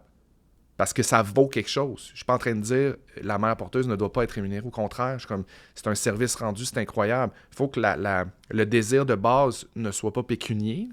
C'est quand même prenant, puis c'est incroyable comme cadeau. mais ça vaut quelque chose. Il y a une tu sais. reconnaissance. Comment ça se fait qu'on n'a pas le droit de faire ça? Comment ça se fait que c'est illégal? Parce que, tu sais, tu me dis ça en 2024, puis je me souviens avec Kevin Skyle que Oui. j'avais eu cette discussion-là parce que, bon, lui et son conjoint ont eu des enfants, mais Ouais. si je me trompe pas, on devait être en 2010 Ouais. et on parlait exactement des mêmes embûches. Ouais. Et là, on est en 2024 et il y en a beaucoup qui en ont parlé. Tu sais, il y a une lenteur et c'est dommage parce que, tu sais, on veut repeupler. On nous dit d'avoir des enfants. Tu sais, la moyenne d'enfants par couple descend. Bien, il y a des gens qui en veulent des enfants. Ouais. Et ça, on n'arrête pas de dire le Québec est riche de ses enfants. Tu sais, c'était sorti dans un rapport il y a plusieurs années, puis on est resté avec cette phrase-là. Mais permettons-nous d'avoir aussi des enfants. Puis d'avoir la discussion. Tu sais, permettons-nous au moins d'asseoir des gens autour d'une table qui sont concernés par cette Ouais. réalité-là. Que ce soit des familles homoparentales, que ce soit des femmes qui ont envie de faire ça, que ce soit aussi des hommes qui partagent la vie de ces femmes-là qui ont envie de donner, puis qui font... Moi, j'en ai entendu des filles dire « Mon chum est en arrière de moi. Il est content pour moi. Il a envie qu'on fasse ce projet-là. » Parce que là, ça se vit en famille aussi. Absolument. Tu sais, je veux dire, la mère porteuse, elle a une grossesse. Exactement. Là, elle a une grossesse standard. là. Exactement. Il n'y a pas deux types de grossesse. Là. Ouais. C'est intéressant. C'est intéressant. Donc, maintenant, tu décides de porter un flambeau, de dire, moi, je vais... Tu fais bien. C'est parce que ton besoin est puissant. Moi, me battre, Marie. Tu le sais, moi, quand j'ai... Ma mère me disait tout le temps, Félix, quand t'as une idée dans la tête, tu l'as pas dans le cul. Excuse-moi, mais c'est tellement vrai. Mais c'est parce que tu as des convictions. Ouais. Puis, tu sais, ça prend du temps des fois avant aux convictions à prendre leur place ou puis de tasser le côté que il y a un moment où je me disais, je veux pas devenir le porte-étendard de ça. Mais pourquoi pas? Mais pourquoi pas? Pourquoi pas? T'es rendu là. C'est à ça que ça sert notre métier aussi. Je Ben veux oui, dire, on parle, on a accès moi, à du là, monde. C'est tout le temps ça que je me suis dit, Félix-Antoine. Je me suis toujours dit, être reconnu dans la rue, là, puis prendre un selfie avec quelqu'un, c'est agréable. Là. C'est bon pour l'ego, la personne est contente, mais honnête, qu'est-ce que ça donne? Tu sais? Mhm. Mais quand on se sert de notre notoriété pour faire avancer une cause, là, je trouve que ça prend tout son sens, qui déborde de notre ego, mais qui se projette dans nos... Tu sais, tant que nos conditions sont là, Ouais. nos convictions, tu sais, tant que tout est là, je trouve que là, ça a un sens. Parce que toi, tu sais, ta génération te connaît. Ça fait des années, ils ont confiance en toi. T'es articulé, tu vis la situation, donc tu prends pas la... Tu sais, moi, je défends les jeunes sans-abri entre 12 et 35 ans pour les auberges du cœur. Je n'ai jamais été ça. Mais quand je vois ces jeunes-là, je me souviens quand j'ai commencé à m'impliquer, mes enfants avaient... Tu sais, moi, j'ai pas encore d'enfants qui ont 35 ans. Je me dis, ça peut... Quand j'écoutais les histoires, je dis, OK, mais ça peut arriver à n'importe quel enfant. Ouais. Au-delà du type de parent, je me disais, il y a quelque chose qu'il faut protéger nos jeunes. Et j'ai énormément, ça fait des années que je suis avec eux, puis quand je les rencontre, à chaque fois, je suis chamboulée de voir aussi ce que les intervenants font. Mais ça prend des gens, tu sais, pour ramasser, moi, c'est pour ramasser des sous, pour arriver à des événements où ma notoriété peut attirer des gens. Bien, je me dis, ça sert à ça. Hey, ça va être utile au moins. Ouais. Tu comprends? Ouais. Sinon, quand je suis seule chez nous, la notoriété, là, il n'y en a pas chez Non, nous, là, ça c'est n'existe du vent. pas. C'est du vent, c'est du vide, ça, être connu. Ça a un sens quand on y appose, je trouve, une cause. Ouais. Et toi, tu as tout, là. Tu as un désir profond d'avoir un enfant. Ouais. Tu as des embûches qui sont réelles, qui sont discutables, et tu sais que c'est faisable de les repousser. Ouais. Puis je vais faire ce qu'il faut. Go. C'est le fun. Non, mais tu sais que ça apporte de la fierté de faire ça. Ben, en fait, ça me... En ce moment, ça me tient en vie. Oh. Ça me tient envie d'avoir des buts, des projets, des affaires à défendre. J'aime ça. Ça me donne de l'énergie, puis ça me... Je sais pas, ça m'allume énormément. Ah oui, puis tu le vois dans le regard des autres aussi. Tu sais? Tu sais, dans ceux, justement, qui n'ont pas ta chance d'être entendus sur la place publique, mais qui auraient tellement envie d'être à ta place, puis de dire, hey, moi, là, tu sais, alors là, tu le vis, tu le fais, puis ça apporte. Brasser les affaires. Prendre la parole, ça apporte toujours quelque chose quand on a les convictions, puis on le fait pas stratégiquement, Ouais. mais on le fait avec le cœur. Après ça, on peut être stratégique dans comment on va déployer ça. Mais, hey, go, je trouve ça beau. J'aime ça. Moi, Merci. j'aime. Ouais, j'aime quand les gens défendent une cause. Ouais. Quand... Merci, Marie. Go. Alors, tant pis, June, si ça te tente de continuer, c'est la dernière. La ultima! Ah, ultimement, c'est hypothétique, cette question-là. Ouais, j'ai le goût de prendre mon temps pour celle-là, je sais pas pourquoi. Faut que tu sentes, ça je comprends. Et là. Si tu avais à partager un repas avec une personne décédée, ce serait avec qui? Pardon pas. On dirait qu'elle est avec nous. Oui. Je sais pas, c'est peut-être pas cette personne-là, mais on dirait que... Oui. C'est ma mère. C'est sûr, c'est ma mère. Elle s'appelait comment, ta mère? Dominique. Qu'est-ce que tu as envie de dire à Dominique? Oh mon Dieu. C'est drôle parce que j'ai l'impression qu'elle est au courant de tout. Fait que si je l'avais avec moi à souper, j'ai comme l'impression qu'elle sait déjà tout. Fait que c'est toi, faudrait qu'elle fasse parler. Peut-être plus. Qu'est-ce que tu lui demanderais? Probablement que j'y demanderais si c'est correct ce que je fais. C'est ça qui me manque. D'avoir son approbation, sa validation, qu'elle soit fière de moi. Ma mère, c'était ma fan numéro 1. Là, c'est indéniable. Je pense que je m'assoirais avec. Ma mère adorait les frites sauce. Fait que probablement que j'y ferais un esti de gros frites sauce maison. Puis un 7-Up diète. Puis je jouerais aux cartes avec. Puis on niaiserait, puis on jaserait. Puis je dirais que... Je pense que j'y ferais l'éloge de ce qu'elle a été pour moi, puis de ce qu'elle est. Puis quelque part, je le fais à tous les jours. Je pense. J'essaie d'y faire honneur. J'essaie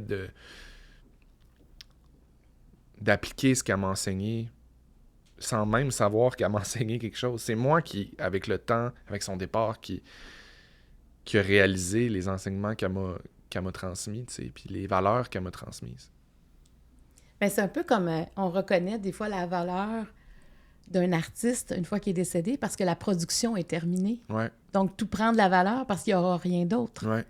Et c'est un peu ça avec nos parents ou nos proches qui décèdent. Ouais. C'est qu'il n'y aura rien d'autre. Donc, ce qu'ils ont dit devient précieux. Ouais. Parce que c'est terminé. Quel conseil elle t'a donné ou quelle phrase qu'elle t'a dite qui t'est restée? Fonce. On dirait qu'on tire au tarot aujourd'hui, je trouve. Il y a quelque chose dans fonce par rapport à ta cause que tu défends. C'est un peu ça, fonce. Ouais. Puis c'est drôle parce que ma mère était quand même réservée. Ma mère avait pas le courage d'aller défoncer les portes qu'elle aurait dû ou qu'elle aurait pu défoncer. Mais elle m'a toujours dit, fais pas comme moi, fonce. Va demander de l'aide quand t'en as besoin. Va vers les gens. Si t'as besoin de job, va demander de la job. Si t'as besoin d'argent, va demander de l'argent. Fait que, tu sais. Puis elle le faisait pas pour elle. Non.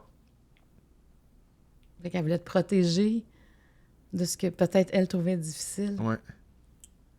Puis regarde-moi aujourd'hui comment je t'ai effronté, puis comment... Tu sais, je vais chercher ce que j'ai besoin. Puis si je l'ai pas, je fais des téléphones, puis j'essaie d'aller chercher ce que j'ai besoin, puis de l'avoir. Puis de façon matérielle, de façon émotive ou aussi. Déterminé? Un heureux mélange. Ah oui, tu vois quelque chose d'effronté là-dedans? Je pense que oui. C'est pas de mauvaise chose à être effronté. Non, mais tu déplaces. Tu déplaces quelque chose. Ouais. Ouais. Je pense que, tu sais, avec tout pouvoir, puis toute grande force, ça peut se transformer en quelque chose de négatif, mais ça peut être super positif aussi. Fait que, tu sais, pour moi, être effronté, c'est une force. Être effronté, c'est de pas avoir peur du non aussi. Ouais, mais j'ai peur du non, Marie. Tu sais, je suis effronté, mais j'ai peur du non. C'est juste que non, c'est pas une réponse. Je sais que ça C'est là que existe, ça commence. mais j'accepterai pas un non. Est-ce que tu as l'impression que ça commence quand il y a un non ou il y a un pourquoi? Sûrement. Mais au moment où il y a un non, il y a un... J'ai ça me faire dire non. Puis là, il y a un... Ça vaut-tu vraiment la peine de se battre? Y a-tu vraiment quelque chose? Puis des fois, je fais comme... Non, vraiment, ça marche pas. Faut que j'aille au bout de mon affaire. Tête de cochon? J'adore, j'aime ça. Je trouve qu'on a trop peur de dépasser cette barrière-là. Je pensais que tu allais me dire que toi, après le non, tu t'arrêtais. Et toi, un non, il y a une virgule après. C'est pas un point. Non, il y a un détour. Zip. Non, parfait. Tap, tap, tabadap, pap. On va passer par là. J'arrive on va revenir ailleurs. voir. Ouais. Tu sais, ça revient à ce que je te disais avec mon chum des fois que les affaires, j'ai besoin de les comprendre. Puis ça se peut que j'ai besoin d'avoir la discussion sur la même affaire 5 fois. Puis que j'ai besoin d'entendre les choses différemment. Mais tu vas le faire. Effronter, c'est une qualité. J'aime ça entendre ça. Je le verbalise puis je le comprends en même temps que je te le dis. Moi aussi. J'aime ça, entendre ça. Foncer, prendre la place. Quand c'est habité par quelque chose de vrai. Ouais. Et pas pour c'est que tu te poses pas la Pas question. pour provoquer. C'est ça, pas pour provoquer. Parce que, tu sais, t'as ceux, je trouve, les vrais rebelles qui dérangent juste dans ce qu'ils sont, puis t'as les faux rebelles qui font tout pour déranger. Ouais. Tu sais, j'aime ça quand c'est naturel. Ouais. Tu portes de quoi, tu y crois, go, j'y vais jusqu'au bout. Ouais, ma mère était rebelle, puis je porte ça. J'amène ça à un autre niveau. Oui, puis rebelle. Est-ce que tu as une question pour moi de ton choix? Parce que tu as accepté de répondre à la question mauve. Ça peut être n'importe quoi. Ah, ben regarde. Ouais, je vais te poser une question, moi. Par rapport à ce qu'on a discuté, Ouais. comment tu te sens en tant que mère Ouais. d'être assise avec moi puis de t'imaginer de plus être là un jour pour tes enfants? Et boy! Mais tu sais que je viens d'apprendre que je vais être grand-mère. Félicitations! Voyons comme tu sais que je pose une grande question lourde puis il y a une super bonne nouvelle Non, là non, même. mais je veux dire, ça change quand même. Je viens d'apprendre ça. Je serai grand-maman, si tout va bien, au mois de juillet. Ah, félicitations! Fait que je vais être mamie. Moi, j'ai décidé que ça allait être mamie. Puis là, mamie est... Mamie Marie, ben oui, Hey, on dirait que j'espère. j'ai comme changé d'angle. Là, c'est comme, faut que je me gère.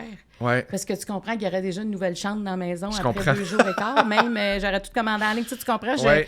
Puis ma fille, elle le sait, puis elle est bien contente de ça. Ah, Elle c'est n'est beau. pas en train de me freiner. C'est comme pas dit, maman, go, go, Ouais. go. Mais on dirait que ça me rassure. On dirait que c'est drôle que tu me poses la question, parce que moi aussi, j'ai réfléchi pendant que je te le dis. Je me dis, déjà, s'il y a une autre génération, il y a quelque chose de naturel d'être la génération qui va quitter. Ouais. Fait que moi, ça met un baume.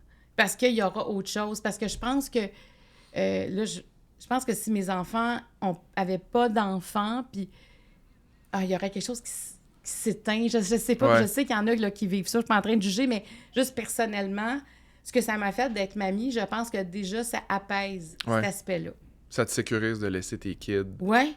Parce pas seuls. Oui, parce qu'ils vont devenir parents. Ils vont devenir, je sais pas si les 2 autres vont devenir parents, mais la réaction qu'ils ont eue quand ils ont appris qu'Angela, elle a 27 ans, c'est la plus vieille.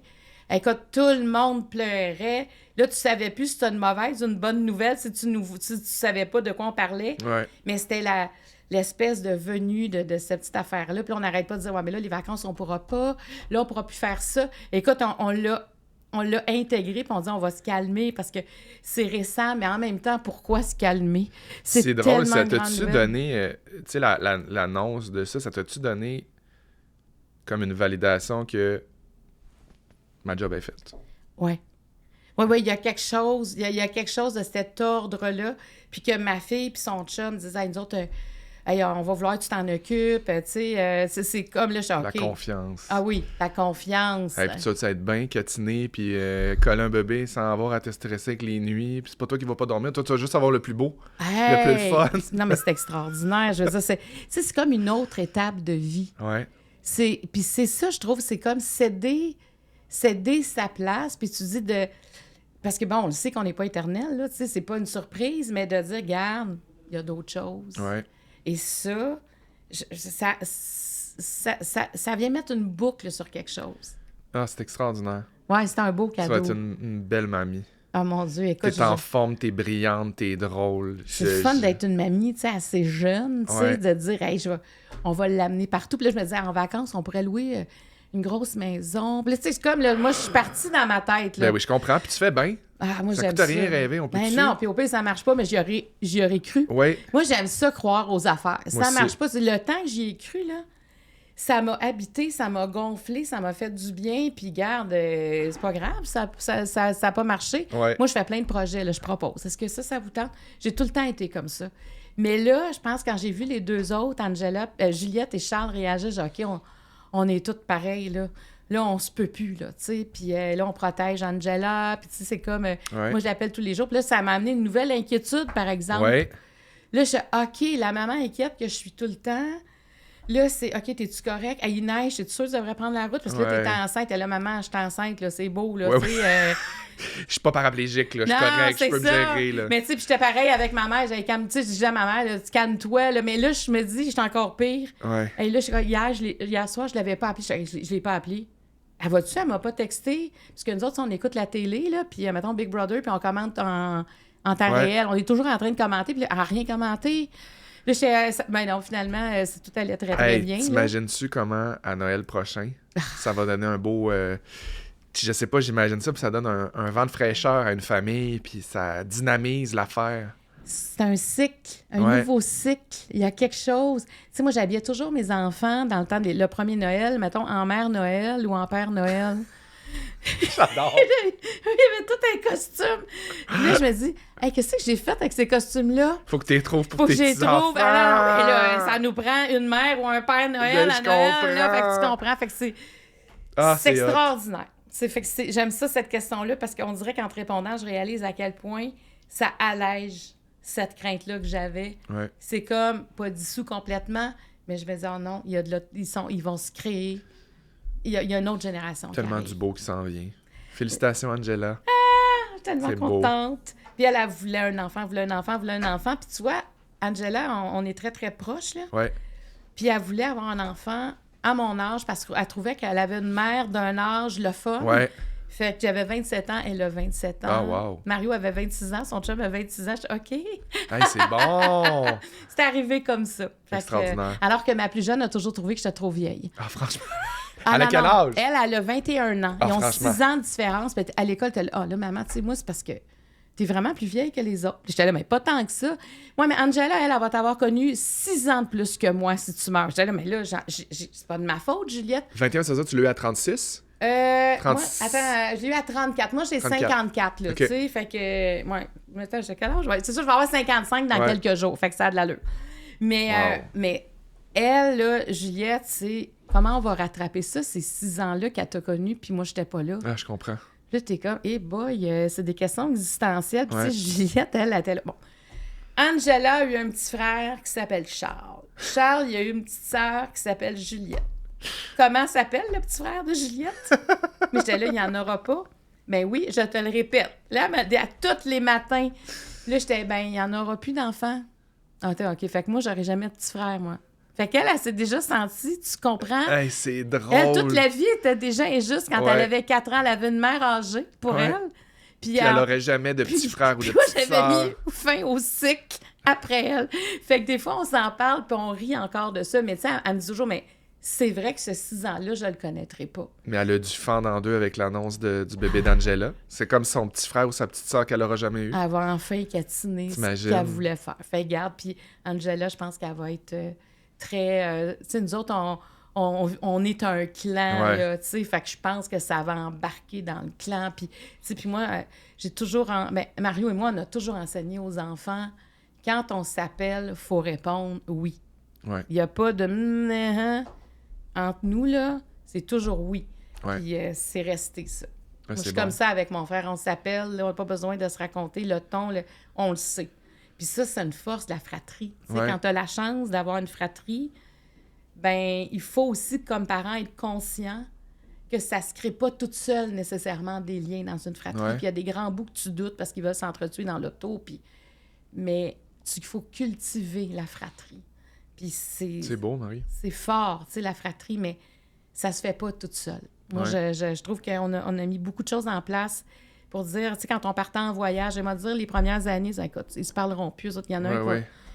Non, avec le temps, ils vieillissent, puis ils apprennent à s'endurer aussi. Ouais. Ils apprennent à vivre avec les défauts, puis t'apprends avec des gens qui sont pas d'accord. Tu sais, c'est les premières confrontations, mais il faut que tu restes amis pareil. Ouais. Donc, là, on sont beaux ensemble. Je trouve ça beau. La question simple pour toujours bien finir. Ouais. Où te vois-tu dans 10 ans? Ah, mon Dieu, ouais. Moi, là, je suis vraiment fier de où je suis en ce moment. Puis j'essaie vraiment de cultiver mon rapport au moment présent. Fait que pour moi, cette question-là, ce que j'ai envie de dire, c'est si... Je souhaite dans 10 ans être au moins autant heureux puis enligné que je le suis en ce moment.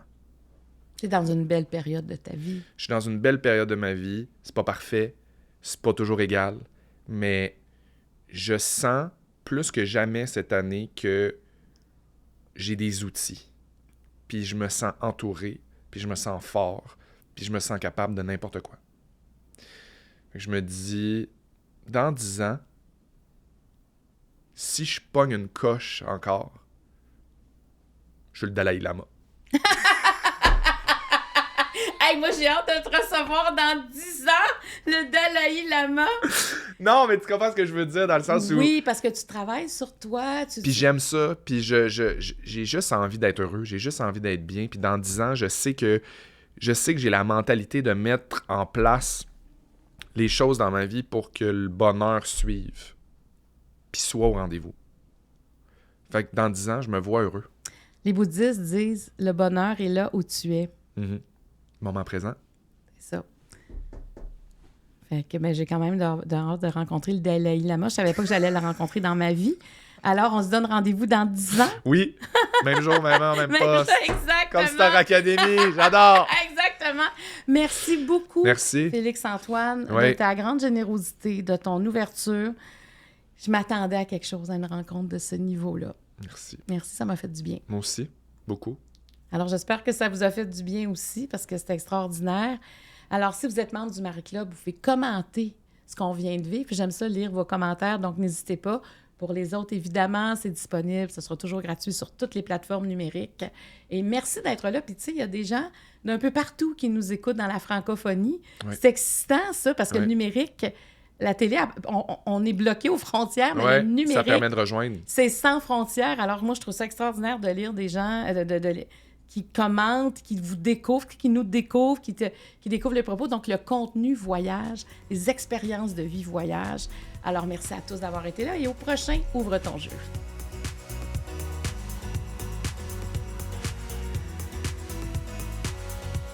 Le jeu de table Ouvre ton jeu est disponible partout en magasin et sur randolph.ca.